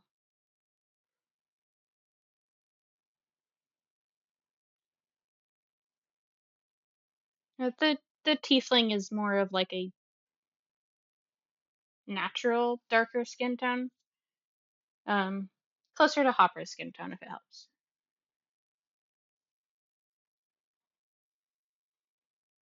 Beautiful black woman. Anyway, moving on. So they're doing that. Do you approach them or do you just continue to watch? Because if you continue to watch, we're moving on to somebody else. Just continues to watch. All right. So you're just sitting there. Now I can properly ask, what's the next commander that shows up? Or do they wait until after 12 to show up? Isa shows up next. When? She shows up about closer to 8, 9 o'clock. Not at noon just yet. So around the same time as Tryphon, a little earlier. Yes, maybe a little earlier or a little later. Mm-hmm. So what does Isa do? My thing for later is she is coming in with she is essentially coming in with this large cart that she's pushing by herself and a couple other of her her former soldiers, former team that she took lead over, and she is basically pushing this big fucking what looks like a parade float essentially. But on the back of the parade float, it is the curtain call for what essentially would be... How do I put this? Mm-hmm. What essentially would be where the three of them are going to give the little speech of like, we're finally a non-combative town. We can... This cause is for cause of celebration. So she's basically bringing forth a temporary stage that will not outshine the stage or the place that the performers, the instrumental performers are going to be playing. It is simply just a thing of like, she's pushing it, big strong lady, big strong help. She is pushing it. She is helping finish up and set up for the noon activities that are basically going to be like, we're the commanders. Why aren't they here helping out? Oh, they're setting up over there. Mm-hmm. Okay. She will be checking in intermittently on the small goat boy, Mm-hmm. the Genasi, and whoever else is there, including her husband. But she Mm-hmm. will be placing where I place her is where she'll be placing the building. So it'll be right here. Right. So, is that it? Yes. I think the only other two who haven't said anything are. Did Aurelia say where she was? Aurelia was not showing up until noon. Vibes. Immediately forgot. Thank you, Osmond. Osmond shows up, gone. Um, Ray. I checked in with Ray, right? Yes. Question mark? You checked it. I don't remember. Ray, you got checked in with, yeah? Yes. All right, Ooh, cool. I'm I dying. thought I forgot about that. Yeah. You're getting checked on too, bud. Cool. Big fucking wolf lady checks on the dragon. All right. I guess Camaraderie or it's- whatever. Aurelia. Yeah. Yes. Do you arrive exactly at midday? I think it's like a little bit before, but not very before. So about 15 minutes? Give or take, yeah. That sounds about right. Mm-hmm.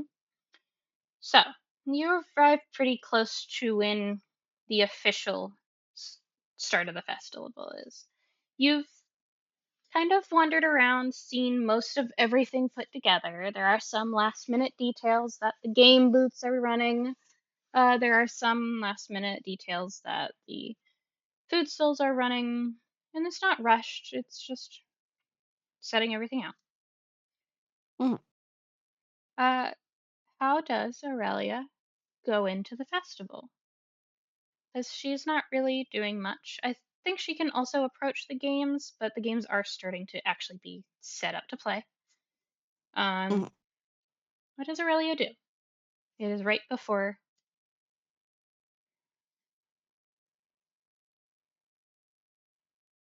It, I eh, think she would primarily focus on like just checking in with the people she'd helped in the days previous, being like, "You guys good? Everybody good?" uh, if that, well, I'll ask. I'll complete this and I'll check in with Ray again because that is true. I thought I had forgotten something.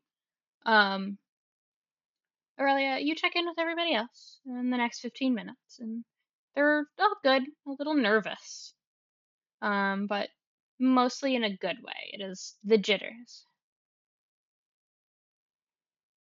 So you're there.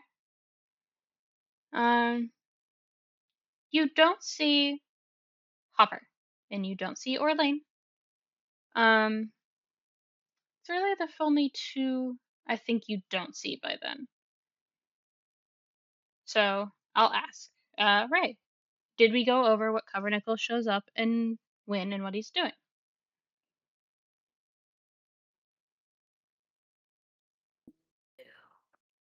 Because I thought you meant check in before the unpause check in. So my apologies. You're all good. That's why I'm checking in now. Does Cupronickel show up before noon? And if so, what time and what is he doing?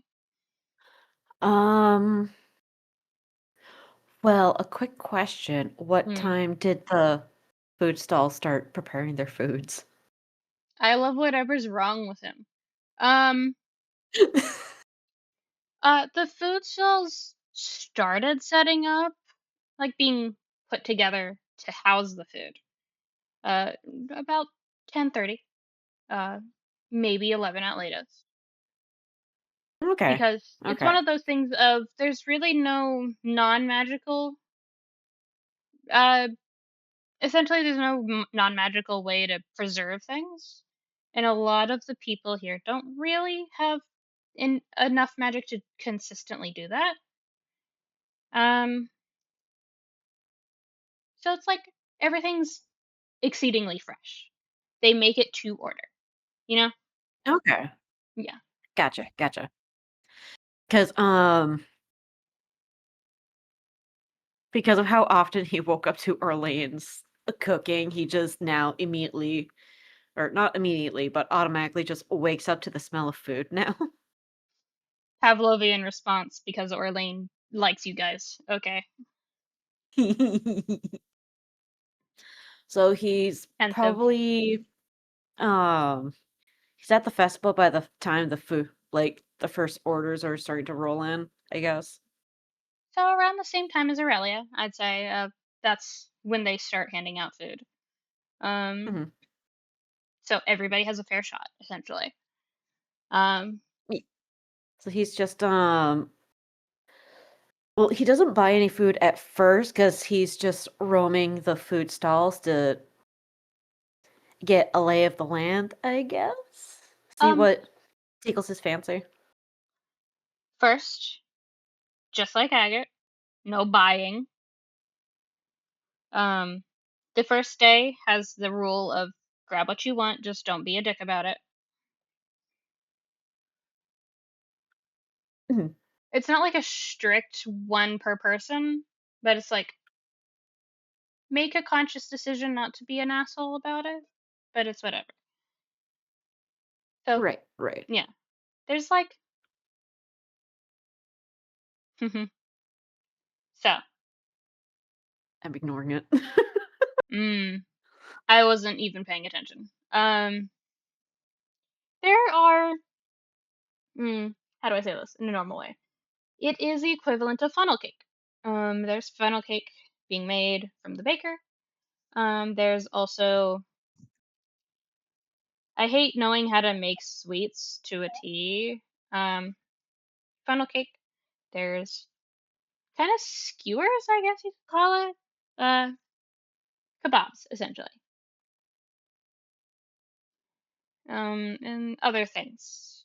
Like, there's some berry things for people who don't like meat for people who don't like sweets, and sweets who don't like any of the other things. It's all like rounded out. There's a lot to pass around because this is a big non-combative town. Mhm. Do you seek out any of your teammates? Because everyone else is Uh, technically here. Probably not at first, because he's kind of honed in on wanting to get food first, Mm-hmm. which he'll likely choose some basic skewered meat because it looked good. So you're showing up basically right on time, is what you're telling me. Yes. Okay. So I have a question for Yufi. Yeah, bud. How's Hopper convincing Orlain to keep his word? Physically staying by him. Cute. So Orlain, already fully dressed up, has the shawl over his shoulders because Rosie made an outfit that showed off his arms because he's always been proud of his physique. Not so much anymore. So he has the shawl around his shoulders. It hides most of his arms, especially his damaged one. Um, and he's fixing his hair. And trying to find a good place to put the arcane focus. And he's purposefully taking his time, as if he takes enough time, Hopper will walk out. I don't think that's happening. Nope. He's sticking. Um he catches you kind of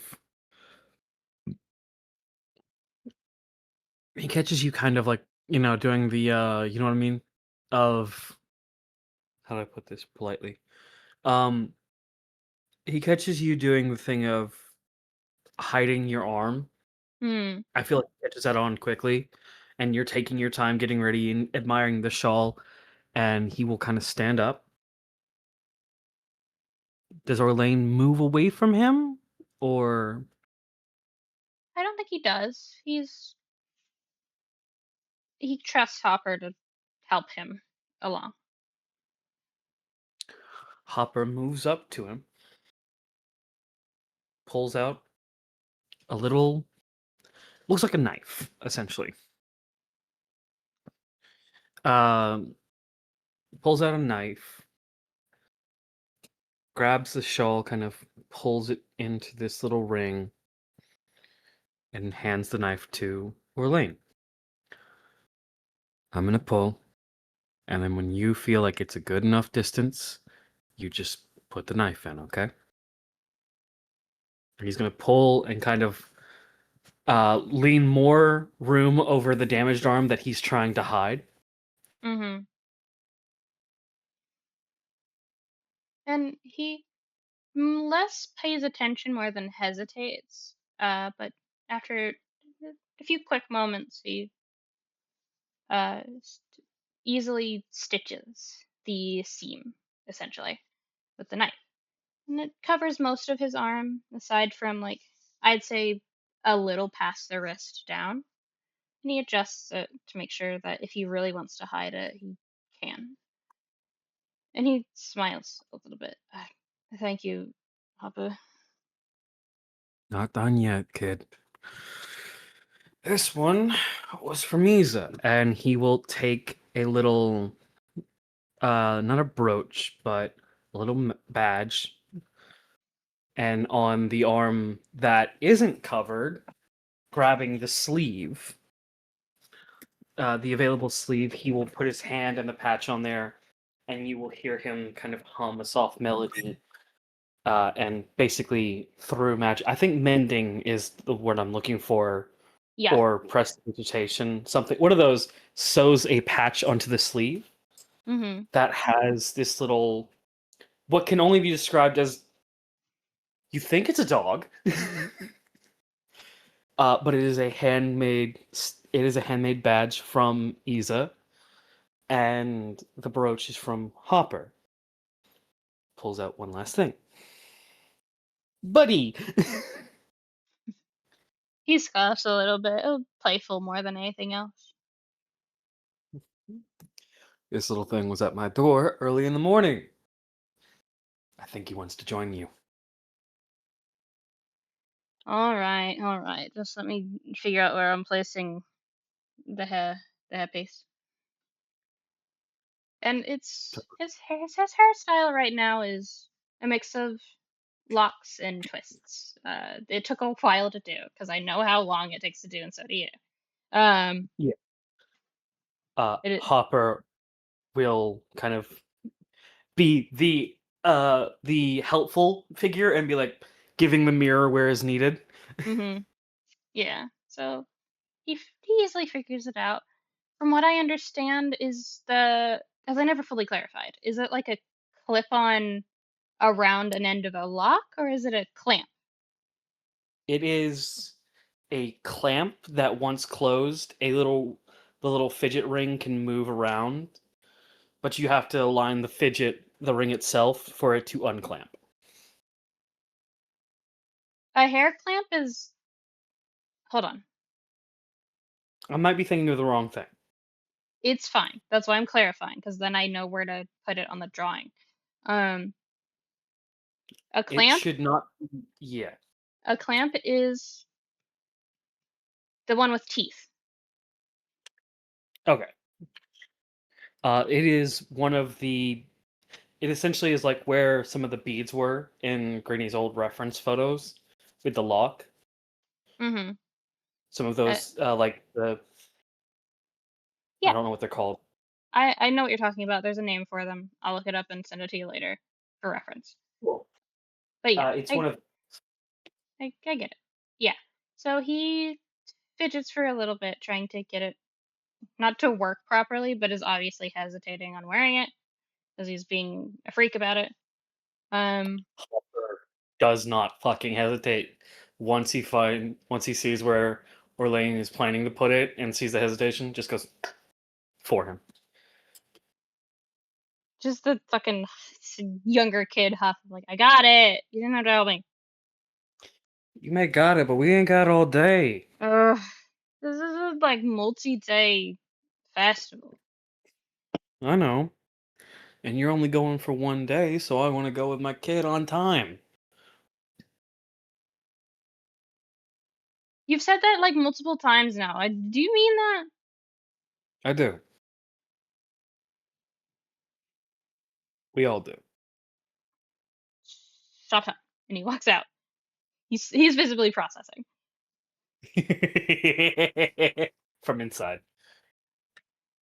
And for reference, the way that I have the outfit that Rosie made for him is mostly a pantsuit, but has a back of the knee length, it's gradient transparent backing, kind of like a dress, kind of like a train for a formal gathering.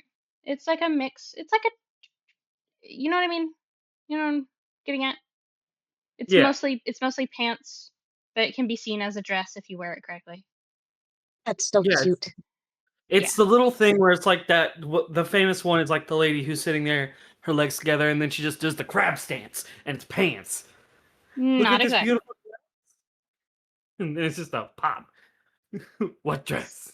I have an exact reference for you because I was expecting people to have the same reaction. I can get the exact one.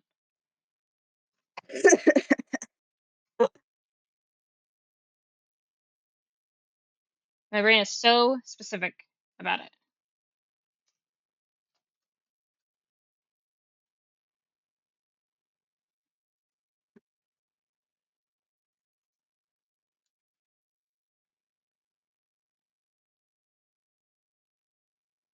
I'm going to kill someone. Hold on. Crime? Crime. Okay. Crime.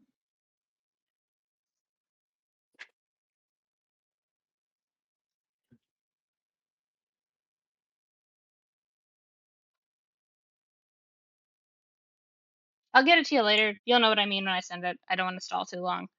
Yeah. Yeah. It's whatever. So, Orlain and Hopper show up in round 2 because Orlain stalled pretty fucking hard. As fucking much as he could.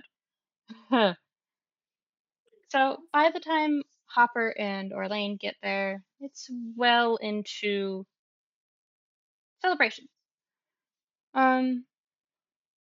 Where is everybody? Are you playing a game? Are you speeding up? And what are you doing? Because the main speech doesn't happen until roughly midday. Sorry, roughly mid-afternoon. So it's about another hour, maybe hour and a half.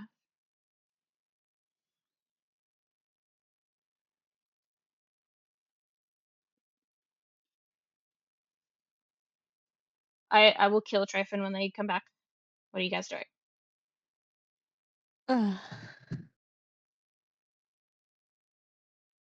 think Aurelia is hanging out near-ish, like where the musicians are, but like not too close because I imagine it's pretty loud over there.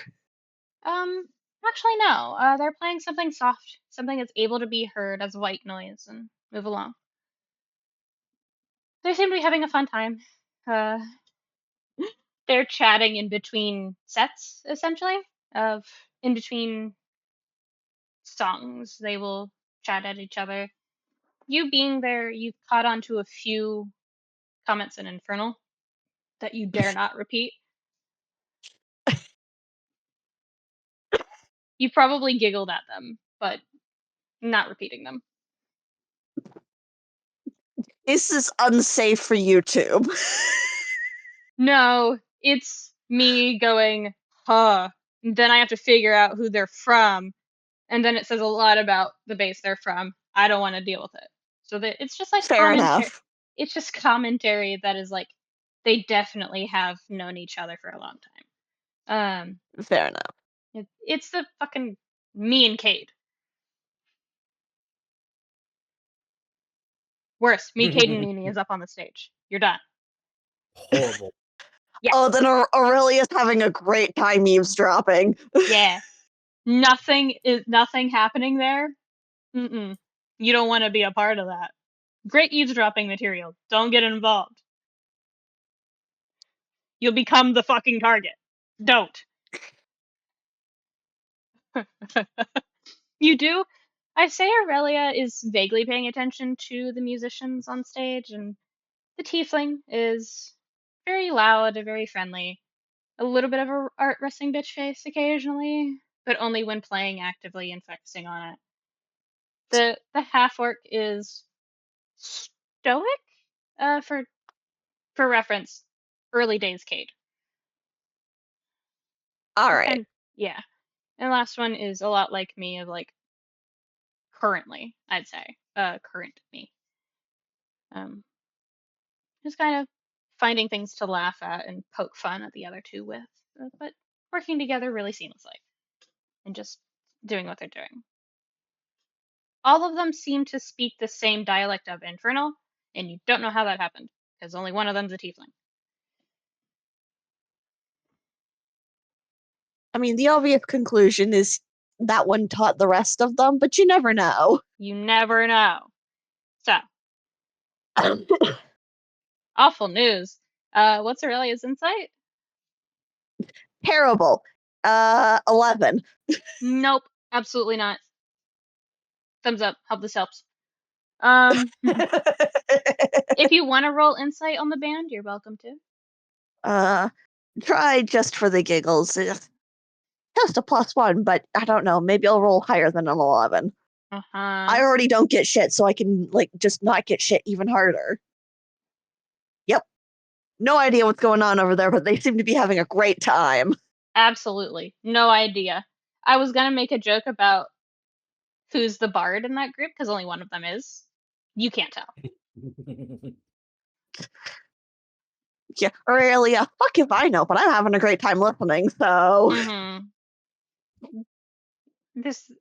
They're just chatting, laughing occasionally, then going back to a song, focusing, then in between, talking again. It's a routine. You do hear from the tiefling lady of essentially warning of the other two about the break coming up to listen to the commanders.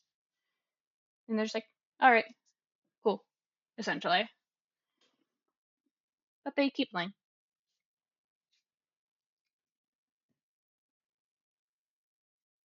Does Aurelia do or say anything about it?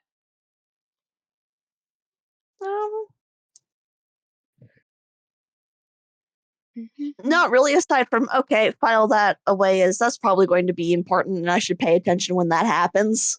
Mm-hmm. Agate, we'll go to you. What are you doing?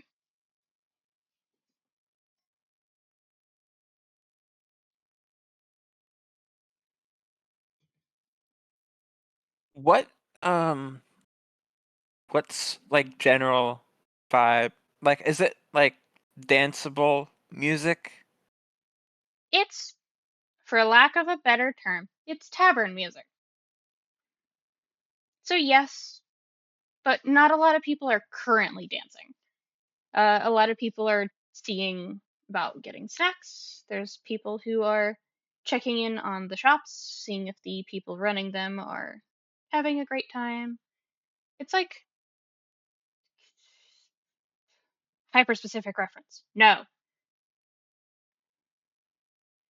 No? Essentially, only my school did it, so I can't reference it. Ah. It was like a hyper specific thing to my area, so can't reference it. You won't know what I'm talking about. Moving on. Do you check up on anybody? Like anybody else is doing with the baker, the butcher? The What do you? candlestick maker? I'm gonna kill you for real, Nia.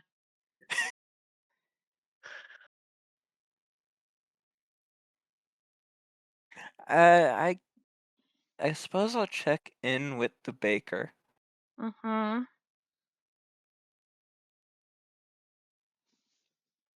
So you walk into the shop. It's a little busy, but mostly in the sense that the baker's very chatty. very upbeat. Not baking anything right now, seems to have a wide variety of choices already out and still very, very warm, if not steaming. So that's happening. You walk in. Do you greet her? Do you greet her? Yes. Like a not a good morning, but I guess a good afternoon. She looks in your direction and smiles, waves. Hi, dear. Are you enjoying yourself? I am. How are you doing? Are you Oh, enjoying yourself? I'm doing wonderfully. Honestly, one of the best days I've had in quite a few months. And it's only going to get better.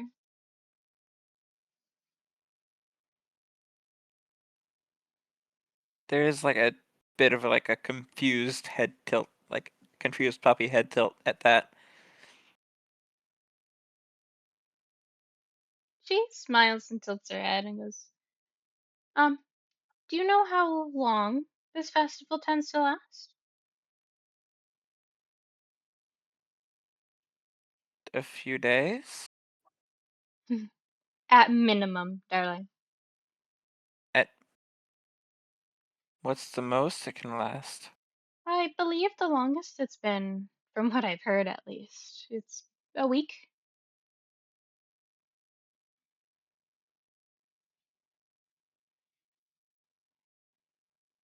Minimum was 2 days, but that was rushed according to what I was told. Ah, I see.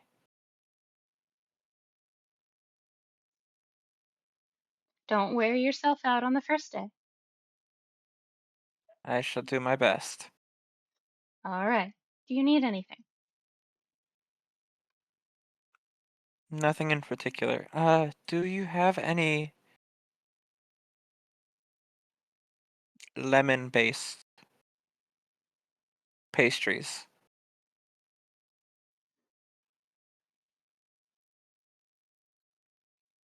She thinks for a moment. Not directly lemon, no. Um, that's someone else's here, this whole thing. And she's busy with something else. Um, I'll probably ask her to make some lemon things tomorrow. Um, between you and me, I'm very good at a lot of other things aside from infusing fruits into what I do. Um, everything else, fair game. She's better at infusions. Hmm. You've met her already. I might recognize her face, but I'm afraid I'm terrible with names. The baker quirks a brow, and it's playful. She brushes some hair out of her face, one of the few strands that is out of the neat, tight bun that she has up, and just brushes her hair out of her face and tries very hard not to laugh, and points in the direction of the shared shop space where, Rosie kind of lives. You've already met her. Ah, that I did not tell you that, though. She's very guarded about it. just makes it like zipping his lips motion. My lips are sealed. She makes a gesture that you recognize as a thank you in sign language. It's just a simple gesture.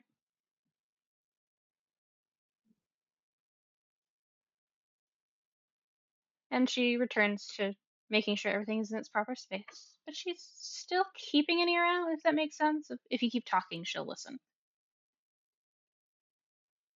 But she's going, quote unquote, back to work.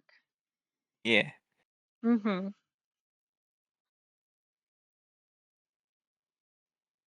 Is that all you want to do? I think I'll try out one of the games. Yeah? Which one do you want to try Yeah, out? I can describe the way it looks if it's at all your thing. yeah. If that's all right. That's all right. So, there are a total of 4 stands, kind of one across from the other, one across from the other, in a perfect parallel. Far enough away that the noises won't overlap. They're not in the main square. They're kind of off to the side. There's one that is run by a meek-looking changeling. You registered immediately.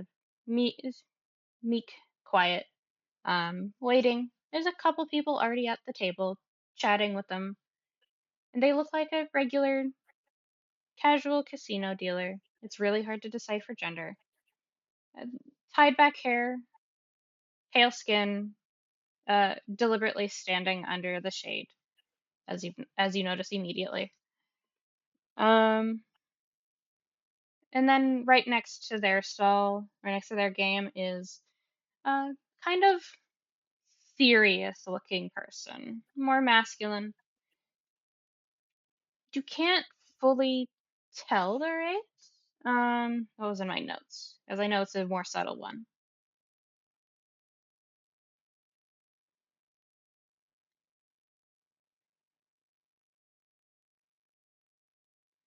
Or I can zone out. That'll happen. Okay.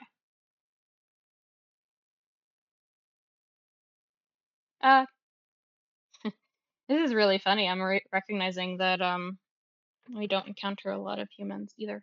Okay. So a very serious looking person. Masculine, presenting as far as you can tell. You don't see any non-human traits. Like, they seem really normal. Quote unquote normal. But serious expression, dressed really nicely, and is setting out some sets of obviously handmade dice and just waiting. There's 1 or 2 people also there and waiting. It seems like they're chatting amongst themselves. The first thing you notice about the dealer in that game is, of course, obviously human, but also kind of a direct fucking contrast to the person beside him in color scheme, where it's like checkerboard and whites and silvers and all these things. It's kind of the opposite of he's kind of wearing vivid colors, vivid reds, vivid golds, sort of an eyesore to look at, but not quite. It's like, Jesus, what do you want? Every time he speaks. And it's not like eye searing, but it's like definitely eye catching. And across the way, there's an obvious water themed one. As best I can say it, like blues and teals and purples and a vague hint of black. And the person there is, ironically enough, a tabaxi. Just grinning and showing fang, but delighted to be there and dressed like a merchant, as if buying into the theme of the game, which there's the like vague indication that it has something to do with trading, as far as you can tell. And the last one, it looks really simple. There's a half circle table. No one's sitting there yet, but the person there is waiting in a chair, playing with a deck of cards. They don't look like the cards actually pertain to the game, but it's just waiting. Well, not what it says in my notes, Brain, but thank you for trying to include yourself. I'm dying a little bit, but only because I'm having that much fun. So, yeah, that makes sense. Cool.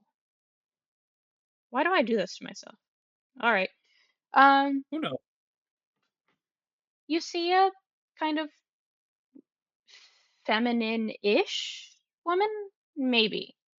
More feminine than masculine, but you cannot be sure. Kind of pale-ish features. Consistent eye bags. You're pretty sure they should be painted on. Small claws almost that are really dark, if not black, then very deep purple, dressed in like stereotypical goth ensemble, I would say, and like stringy hair, like walked out of a fairy tale book, goth witch. You know what I mean? Everything else is plain. She's like the weirdest thing at the table.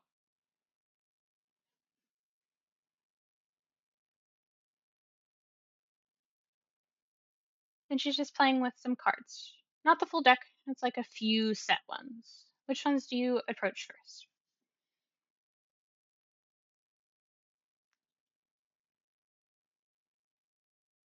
Hmm. I hmm.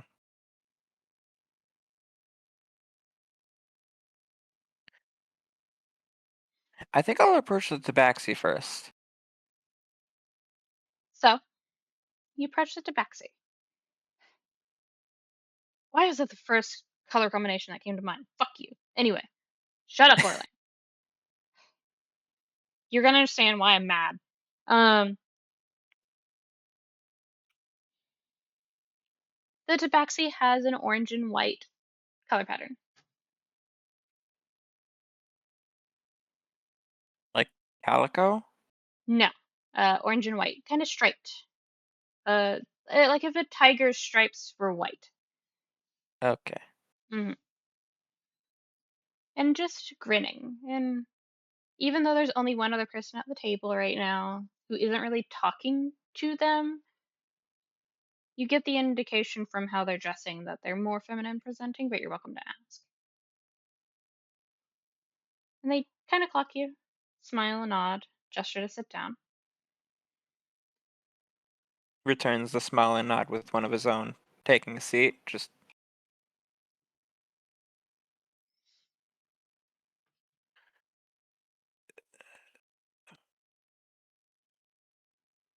immediately lost whatever thought I had. Never mind. Forget it.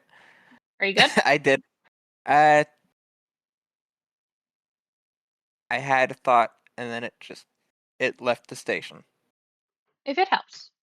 The tabaxi speaks up first. Hello, lad. How you doing? I'm doing all right. Are you enjoying the festival?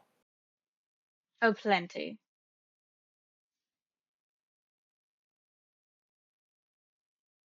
I'm currently setting up for my game. I'm very good at it, so I don't play it. If you don't mind my asking, what sort of game is it? Oh, it's very simple. Do you know what the game is about? Clearly not. Ignore my sentiment.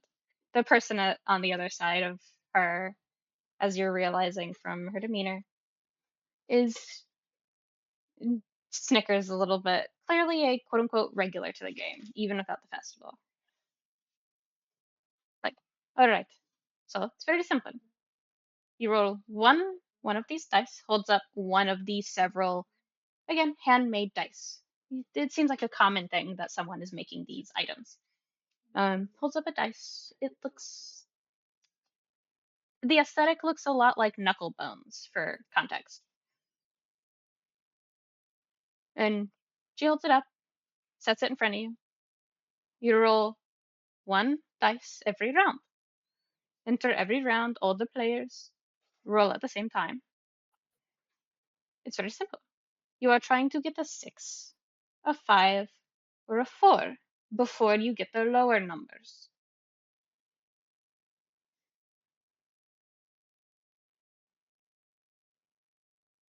And waits for your reaction.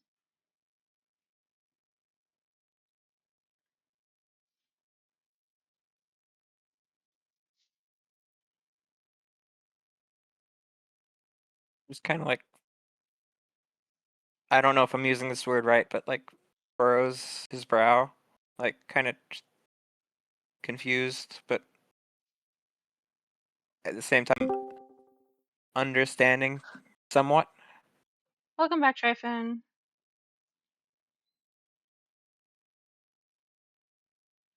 So, all right. You're listening to the tabaxi. She notices your confusion and not rewinds but clarifies. The game is, again, simple, but I see I've misspoken. It is direct. You have 1 dice. Everyone rolls 1 every turn. The goal is to get a ship in caps at the 6 on the dice. A captain and shifts the dice to the number 5, and a crew and tips it over to the 4. Once you have all of those, you start to add up points that are referred to as treasure points. At the end of a certain number of rounds, whoever has the entirety of the ship, captain, and crew doesn't win, but isn't knocked out of the running. The winner is the person who has all 3 and the highest number of treasure points. Does that make sense? I believe I understand, yes. Good. The person across from you plays every day with me.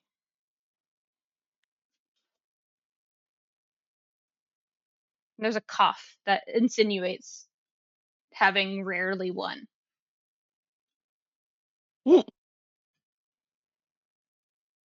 And then there's a half-hearted comment of like, you notice this person is maybe half orc, maybe half elf. It's hard to tell, but definitely half something. And just an offhanded comment of there's a reason why she isn't allowed to play her own game. It's like, oh, I'm doing this out of courtesy. I want to see other people play and how they play. Just a back and forth for a little bit of like poking fun at each other. So you're there. Do you invite any of the others to play with you?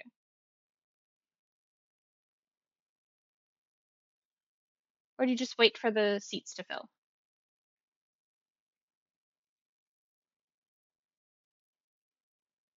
Like, looks around to see if any of the others are close enough by.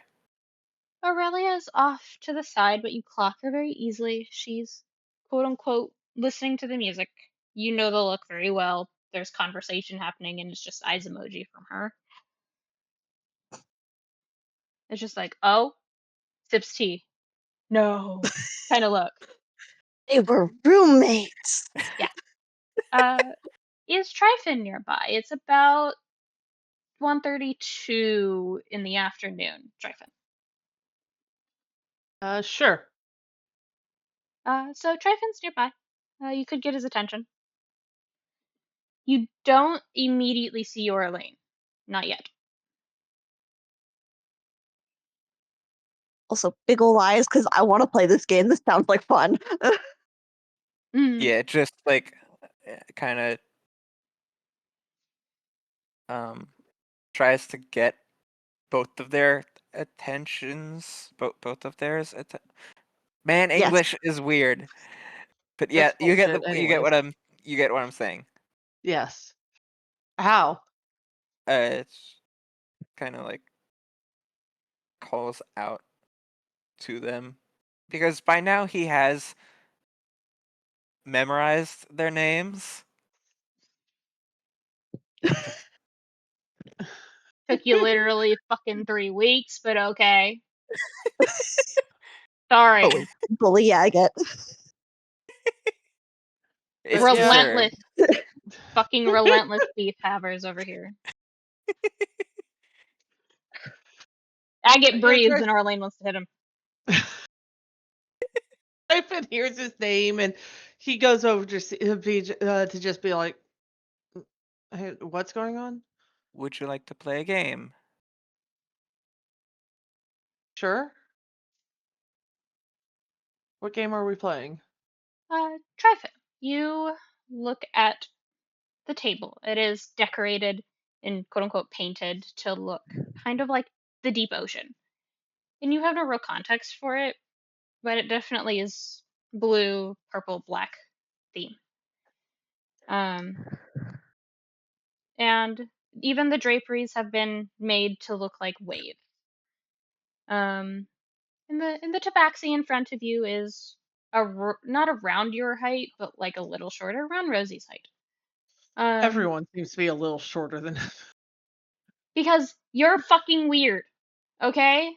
Normal fucking heights in these races are not that, okay?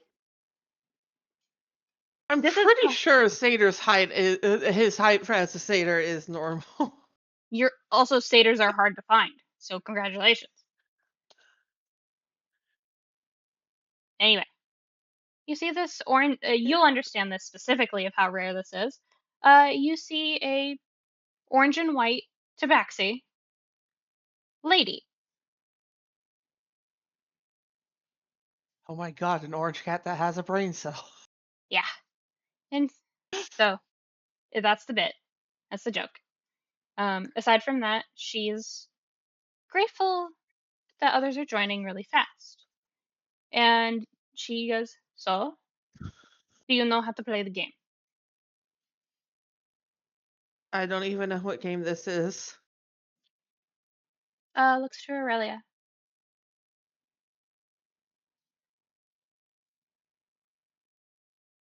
Why do I feel like Aurelia is well aware of what game this is? Should. It's a very popular game, I think, specifically over there.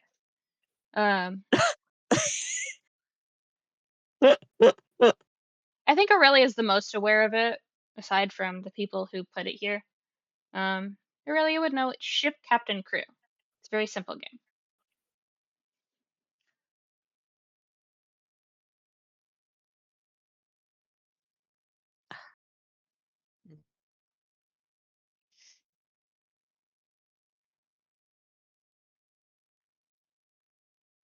Does Aurelia explain it at all, or just leave them to the wolves? Yeah, Aurelia will explain it to Tryphon.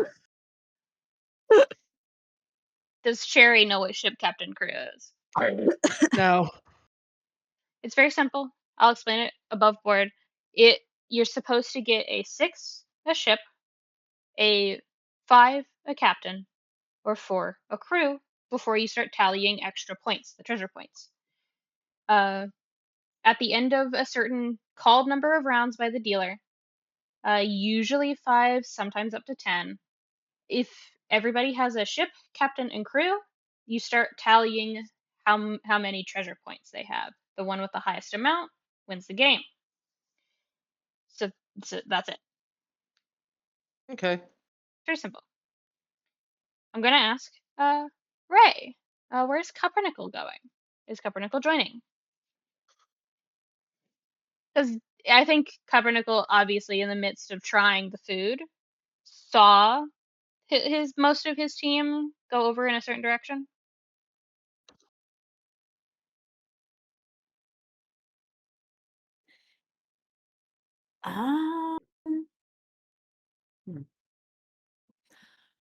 Orlain did say that there was a woodsmith. Yes. At the festival. Mm-hmm. Okay. And you said that he would see everyone going towards Agate, right? Yes. All right.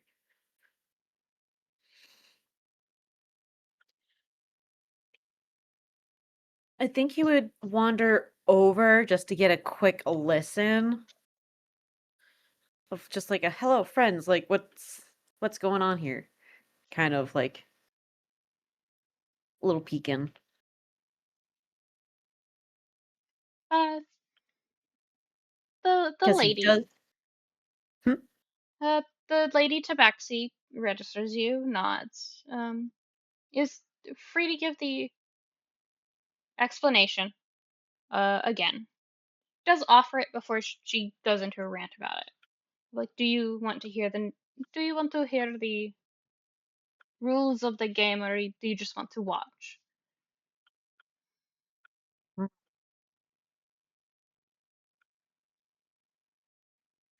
Cupronickel takes like a moment to think about this. Cupronickel does know that there's currently a total of four other players aside from him if he joins. Okay. After thinking for a moment, he just tells the tabaxi, I think I'll just watch. Very well. You're free to have it. I don't mind. And starts to hand out specific dice to specific people, and it's literally apparently Tryphon gets this. I think pretty immediately. It has nothing to do with the dice being specific to the player. It's an autism thing. It's just like, okay, I understand this. It is I understand something. It is the thing of this specific dice is for this specific seat. If anybody else has it, I will combust immediately. So The pranks only go so far. it's hilarious. So this is a real thing. I will be rolling for the other person. There's going to be a total of 5 rounds.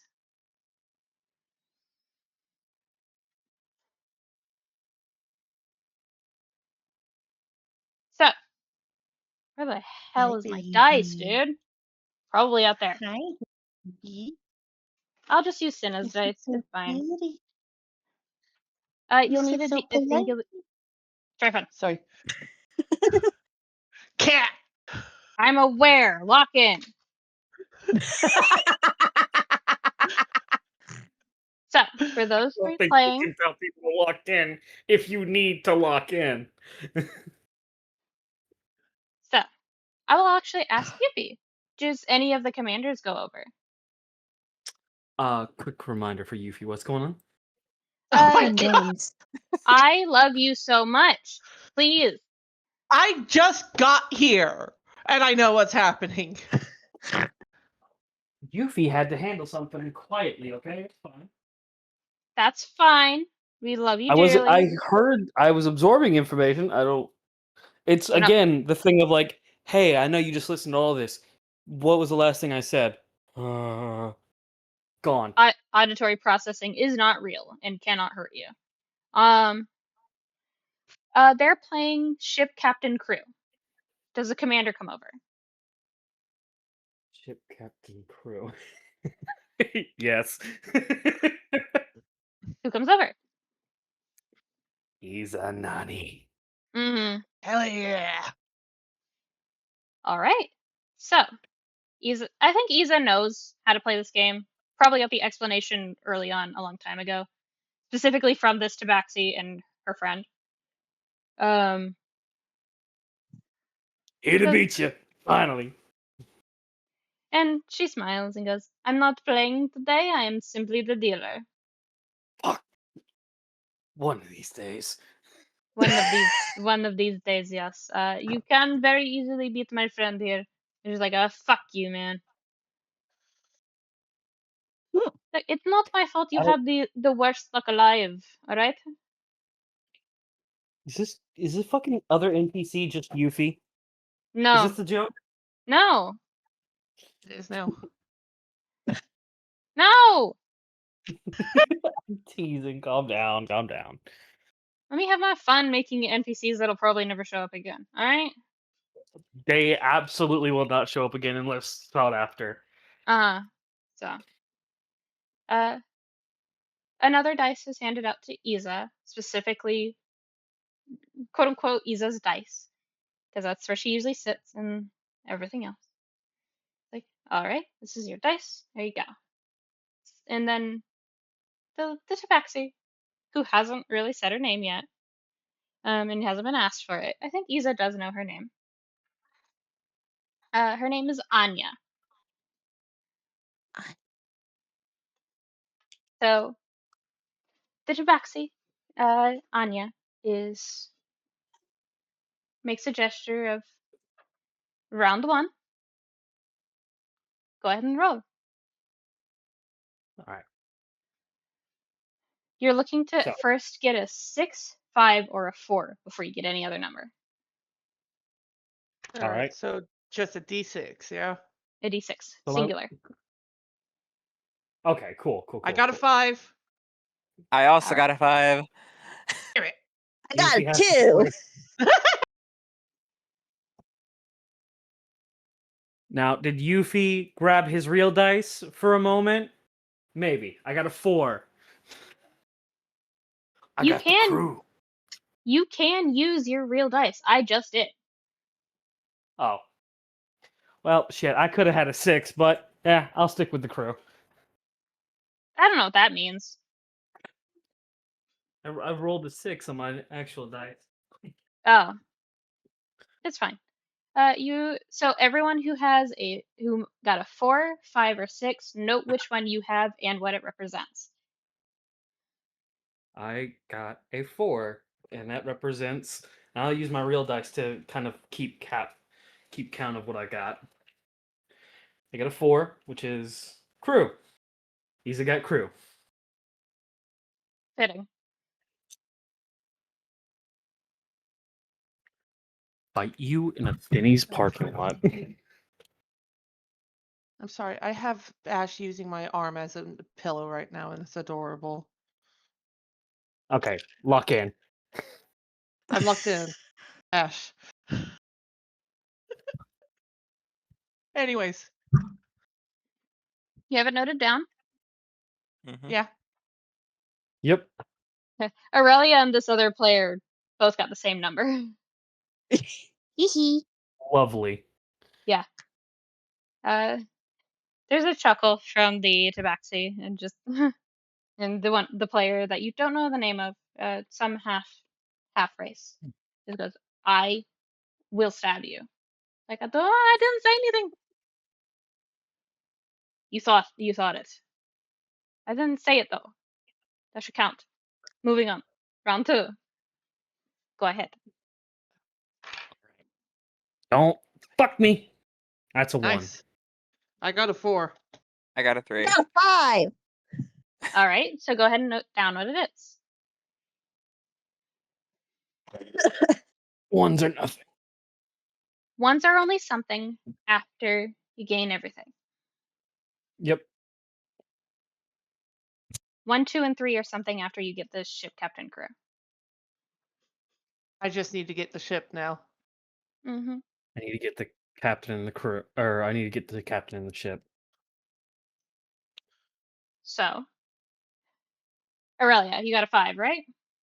Yeah. Kind of tandem to you, the person that is being actively bullied by the dealer goes, "Fuck you. I got it in within 3 rounds this time." Got the same number as you. This is funny. Yeah. This bit, great. Wonderful. So, there's another chuckle, clearly poorly hidden from the tabaxi, from Anya, just, good. Maybe your luck will improve in the next one, my friend. Round 3. Go ahead. Holy shit! A 3. I got a 6. I got a 3. I rolled never another want to hear. 5. I never want to fucking hear you say you haven't gotten shit before. You hear me? You goddamn motherfucker. Agate, what did you get? A 3. So, another 5 doesn't count. You already have. Do you have the captain already, Who, me? Aurelia? Yeah. I got 5 last round. 5. You see the person beside you. Looks visibly happy because they just rolled a 4 and they have the captain and the crew. Tryphon may or may not be having his tail wagging a little bit because he already got all 3. Mm-hmm. And you get a little clap from Anya. And goes, "Congratulations. Now you tally up your extra points." Okay. Round 4. Go ahead. Another I 5. got another. I got my first 5. Yay, I got a 4. I have crew and captain. I just need a ship on this last roll. It's already set up to, unfortunately, for Tryphon to win, but it's just cursory at this point. I never expected Isa to win. Yeah, this is Isa's. I never expected Tryphon to win, so. No, yeah, no, no. You never better fucking complain again about a roll. This is a bit. This is a bit. I set this game up specifically to fuck Isa, so thank you. Complete accident. Yeah, this is Isa's no fuck you game. Fuck you. Anya just smiles evilly, just like, you feel like an actual person now, huh? Oh my god, if you hold the roll button, in Owlbear, it makes the dice roll noise. Oh my god. It gets faster. I've been holding it for a minute now. This is the worst. Okay, moving on. And Anya chuckles off the side of her mouth and just, It seems not to be at any of you, but you know exactly who it's at when it's just a, watch your fucking mouth. I did not say anything. Stop fucking laughing at me. I'm not laughing at you. You can't even give a straight face, Anya.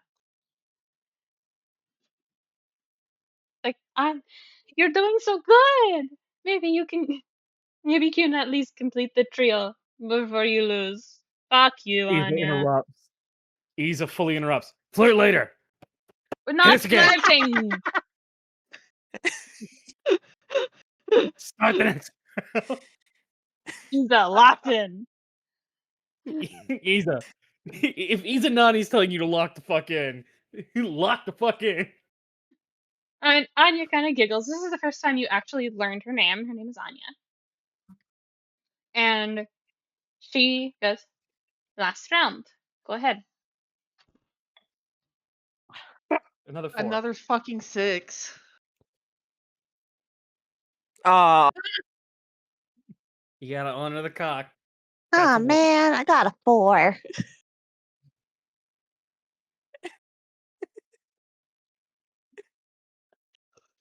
The worst. Tryphon over here visibly pleased. 4, 4, 5, 3, 1. That's my final numbers. The numbers only tally together if you get all 3 of the main ones first. So. Oh, fuck. She busted all in. I got was the captain. Isa busted. I got captain and crew. And then there's Tryphon with all of them and having rolled pretty much the highest that you can get. And Anya just quirks her brow, just like, I need to play against you sometime. And there's a from the other person of like, good luck, sentencing you to her. I'm gonna go. But doesn't leave the table, just has the response of, It literally is the response of, finally, her gaze is off of me. God. Gaze? The minute that Anya's the one that says finally her gaze is off me, right? Yeah, that was Anya. That's the half. You can't tell if it's half orc, half elf, or anything else. It sure is half something. Yeah. It seems intentional. Isa would know, wouldn't they? Yes. For how much we describe Isa as like a caring individual.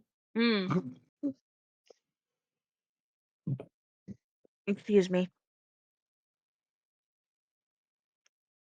This was like a spur of the moment thing, so I am just registering how many fucking fuck awful races there are, dude. Yep. Fucking fun fact for D&D 5e, there's over 100 different species and subspecies. Yep. That's so many. So many. Too many. There it is. That's good. That'll work. We move on. The person at the table that's being bullied a little bit. Hilarious sentiment. Thank you, Orlain, for clocking this. It's a Triton. All So right. like half Triton. There's some features of Triton lineage, but not a lot. Clearly hidden. Just can't hide from Isa.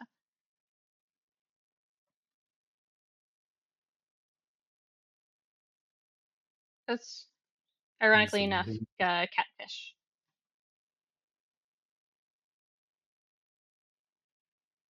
And I would like to do a thing. You're free to narrate this part, Yufi, if you want. While things are coming to a head and like the speech is on its way, Hopper and Orlain start to approach.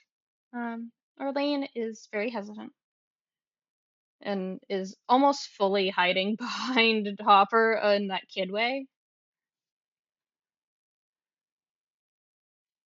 Hopper is walking confidently, kind of doing his best to, why pay attention to Orlain when I'm right here? Very Sam Reich, sort of drawing the tension. Yeah. I've been here the whole time. Samuel. Yep. Anyway. It's a bit you're gonna get used to in this fucking house. But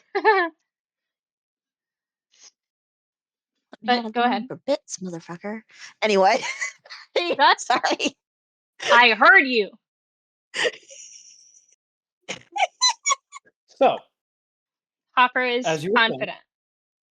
Yes, confident walking. He's confident walking, and he's checking. He moves his head, checks on Orlain. How's Orlain holding up? From Hopper, who is right next to him. No, like full on, damn near no roll needed. I fucking see you. Mm-hmm. He's not necessarily trying to hide. I think what you're referencing is insight. Yeah. It's not hard to tell, but only specifically because it's Hopper. He's nervous. And the obvious nature of it is, to Hopper, he's obviously nervous. He obviously is already getting worked up, even though he just got here. But he is generally okay. He looks... Here's a bit of a heartbreak for you. He looks like he's expecting someone and doesn't see them.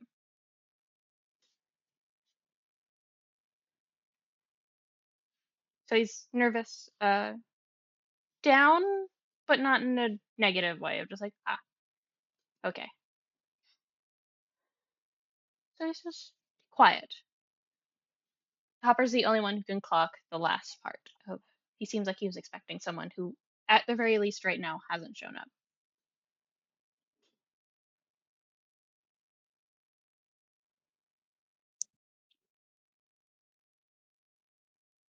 Hopper will kind of eye him up and down, nudge him, looks away. Just as if he didn't do it. As if he didn't nudge Orlain. Does Orlain look? I think he glances, but kind of expects it to be Hopper, who's right next to him, and no one else is really nearby. He'll wait a moment. He'll wait until he feels like Orlain's not glancing at him anymore. A little bit more of a nudge now. Just, like damn near doing the whistle thing of like, I'm inconspicuous. I did nothing wrong. What? I don't know what you're talking about. I'm not doing nothing. I know I'm crazy, but goddamn. Like...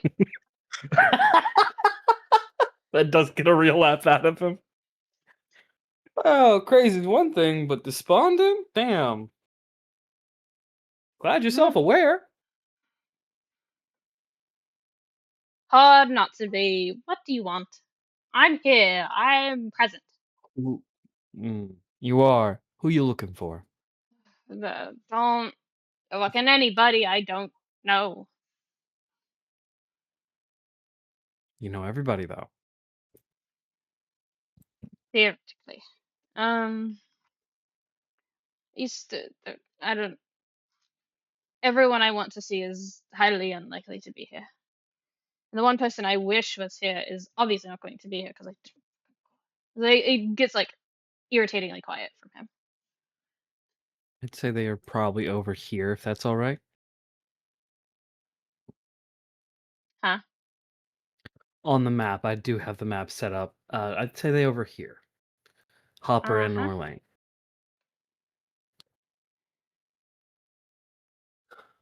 Well, you gave him a ring, didn't you? A couple of them. Did you give them a ring, or did you do the weird little heart thingy and then not anything else? He's silent. You did the ring thingy and then not much else. Kiddo. What? You wanted them to be here? I don't want to bother them. Fuck being a bother, yes or no? Yes. Did you call them? Not specifically for this. I've already met my selfishness quota for the next fucking 4 months, alright? I don't think that's true. It is. No, I don't believe it's true. Are you going to argue with me on my own mental state? Don't answer that. I'm going to answer that. Yes, I am. And do you know why? Little buddy. Why? He has you by your shoulders now. You really want to know why? Yes, I suppose.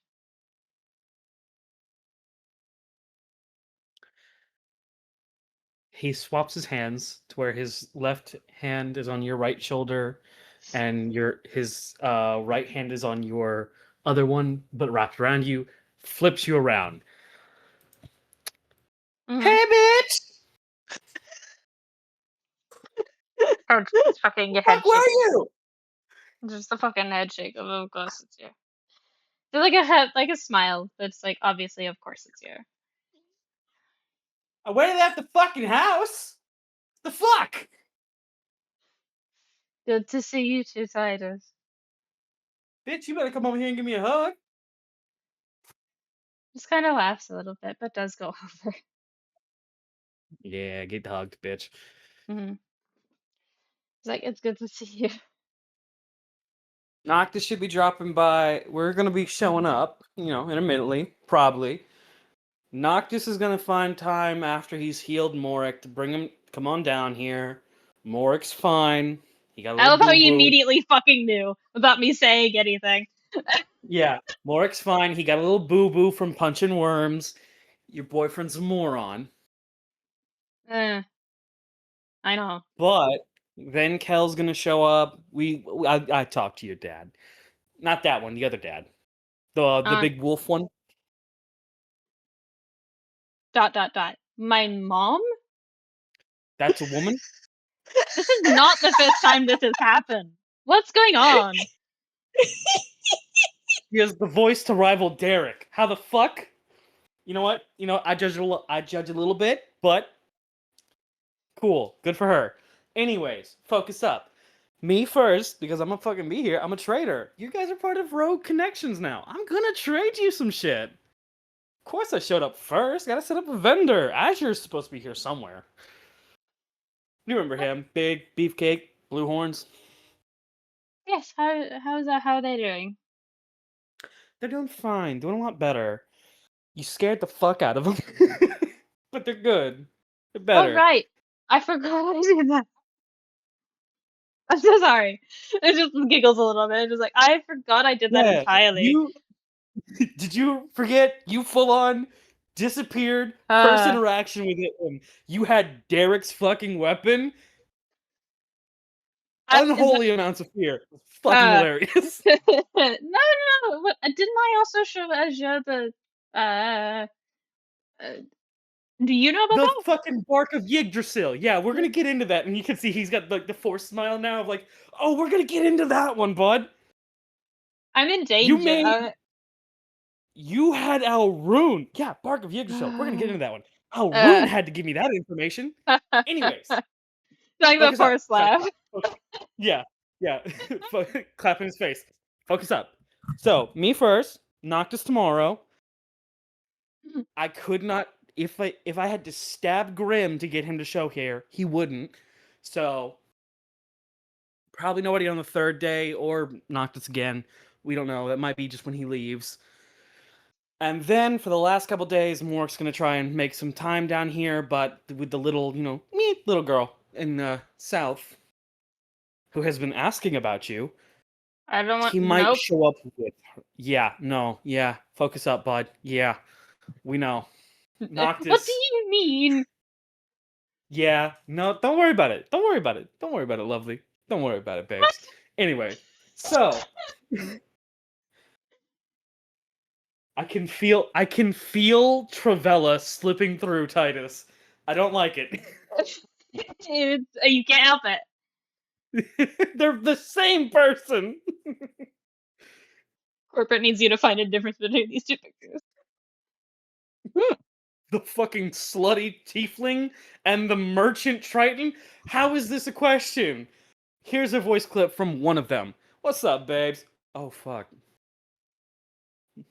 It's bad, guys. So anyway. bad. Anyways. Orlain just kind of does. All right, I get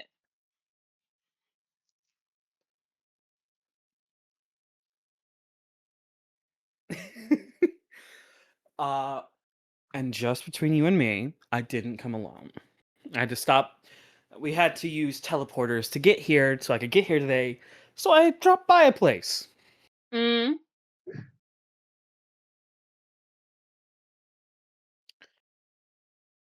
Hey, buddy. Orlain? Is that in character? Yeah, that's in character. That's Titus being very sweet with you. You have a different tone. I do. The heart spark, from how Morik has described it, is a conveying of emotions. He knew you didn't want to be here. And because of you trying to say, like, hey, I'd love you for you to be here, he also caught who you really wanted to see here too. I don't know what that means. You'll find out. I'm sure she's around here somewhere. As What? long as I didn't lose her at the gambling. We saw gambling and her eyes lit up like stars more than her monolines. Jacqueline? And you see Titus immediately call to where he can see all the game stands. Jacqueline! I know exactly where she's at. She shouldn't be there, but I know where she's at.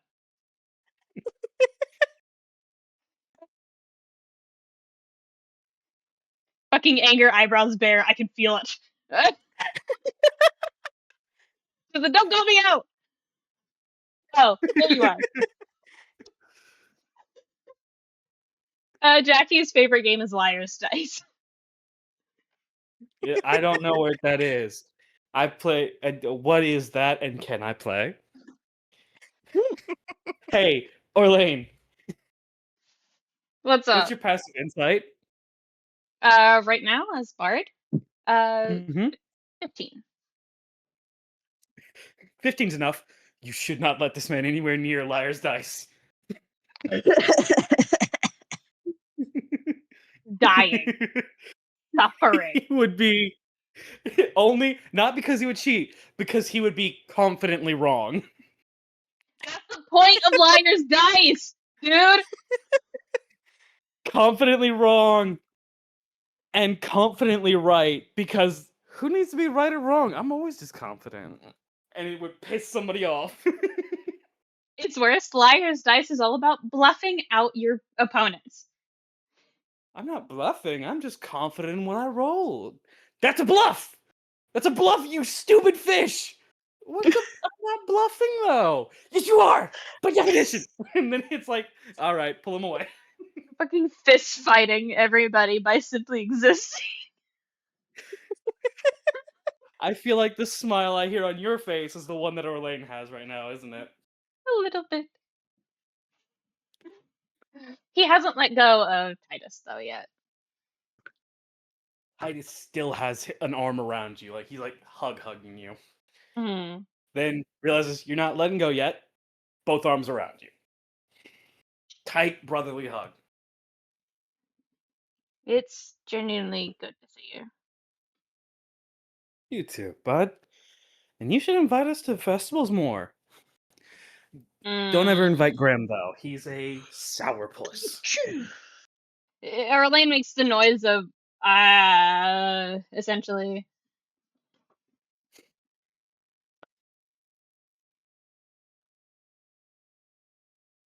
It's like the dismissal of "Please don't ask me about this festival, I will die." Oh, Laney boy. Don't say it like that. All right, Lanes. Somehow that's What's worse. your favorite game? Well, I can't call you what Morik calls you. And if I call you bestie, we're gonna summon the seaweed bird. Or the dove, honestly. What? There's a dove? What? Jackie? Oh, yeah. I didn't know her nickname. That's Alrune's student, not our teammate. We need to clarify that. We don't interact with her unless it's to pull her out of danger. Well, I'm more referencing her wings. Did you not register that she has dove wings? No, not at all. I've never seen her wings. I have never seen her wings. And clearly you're not ever looking at her. No, I look at... Do you gotta look at someone to see that? Look, once you've seen Noctis for enough times, you kind of become wing blind. It's like, I don't see the wings, I see the person. The wings are part of the person! Immediately. Jackie from a distance! Jackie, storming over. Fucking get your hands off him. Jackie voice, I heard you were talking shit. Absolutely. I love this improv. Okay. Orlain is just laughing to himself. He looks like he's in a better mood.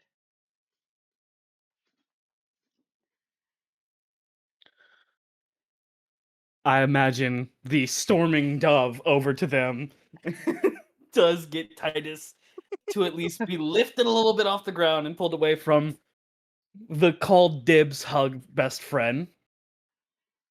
You've heard of mourning doves. Now get ready for storming doves. Please. Shut the fuck up. I need to assassinate you after session. Good luck. Go, no, fuck that. Go get her right now.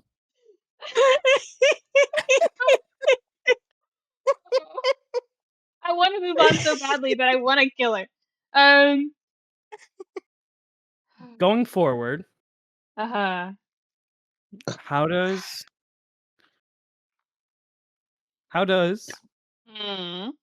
Orlain react to Jackie damn near apparating into existence to come give the hug? First, gives a hug. Is like, this is my zone now. I don't think I'm allowed to leave your side. Thumbs up. Jackie is here, sensed the bestie troubles from afar, and was seething with rage the entire time. And then they're like, hey, do you want to go see? Yes. I didn't say who. I know. You don't have to. Fucking let's go. I was packed yesterday. What do you want? It's freaked out immediately. Like, what's happening? Titus, do you have telepathy with the man? No. What the fuck? Titus is just like, I don't know what's happening, but I love it. The chaos. So it's a hug, not letting go of Jackie for a bit either. And then looks at Titus and goes, as for my favorite, it's a pretty simple game. I think it's run by Hazel this year. Evens and odds. Well, let's go play some. I really don't want to. I don't. Well, you can either play evens and, or that's not the name for it, is it? What's the name for it? Evens and odds feels like something that Shazy would say. What's the name for it?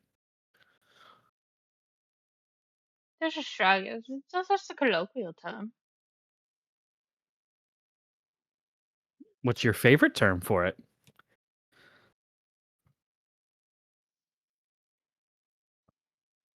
He kind of shields his mouth a little bit, trying not to laugh.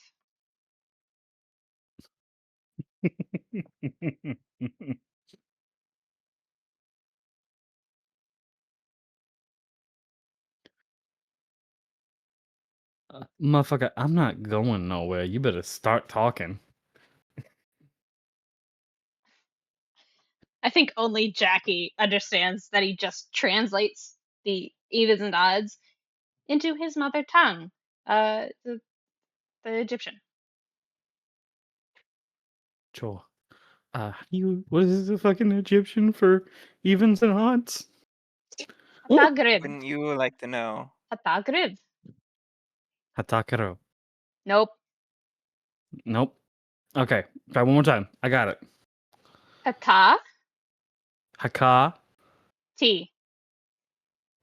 Hata. Kaka. No. Taka.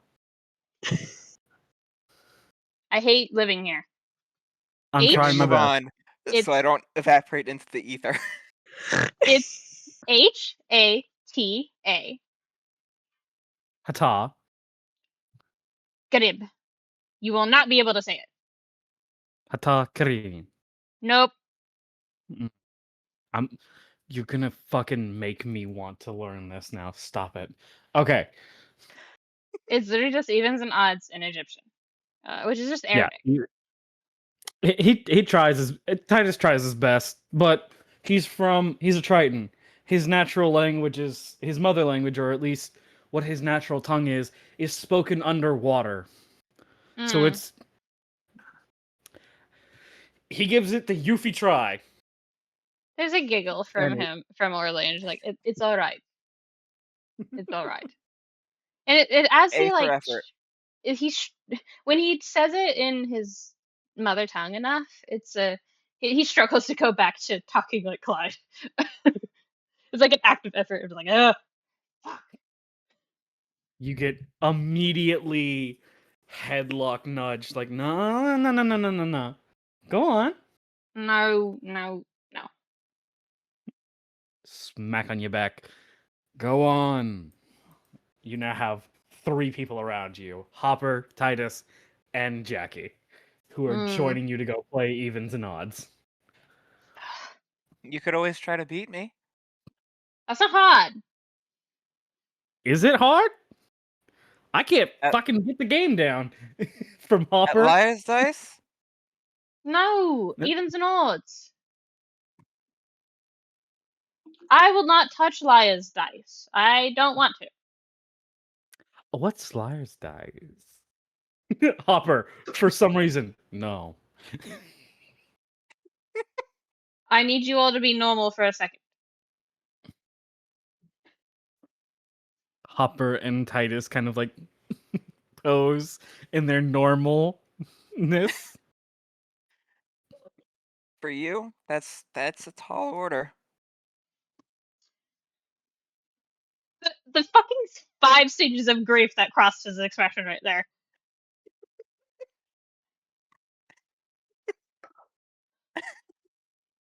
You know what? Fine, let's play Liar's Dice. I'll kick your ass. Come on. Now. Literally so much. I love this so much. Titus fucking just goes, fuck, let's do it. And Hopper joins along, kind of giggling to himself. Literally, the thing that I was gonna say is like an ender because we're at 3 hours 30. The last thing is kind of an off commentary. Just a joke of I think the amount of spite he has to win against these three makes Athling go, "What the fuck are you doing over there?" Oh no, so much work. The amount of spite that you bring into this game. Roll me a d10. God damn it! I don't want to be here. No. Trust me, it's gonna be fun Uh, with the d10. okay, What'd you get, bud? 10. You are fully aware that one of Atslane's little. No, this would be the first time this has ever happened. So, and this will be our ender. Mm. Orlain, Mm. through spite to bring these three fuckers down and whoop their ass in Liar's Dice, and is Orlain having a good time? I'd say so. There is this small little crescent moon that you had called for earlier in Rage is now back in this little blue, and it's sort of like a half moon, almost like an eye watching just from your shoulder, and you can feel God damn it. you feel that someone is watching with you, and it is God just damn it. no. You feel someone is watching you have fun, and it's just content smile, a content happiness of good. As the festival continues and all of these everybody plays games, everybody has fun. There's no bartering, there's gifting and trading. There is our session comes to an end, and next session we will open up with a speech. All right, Go ahead I'll and end it. end session.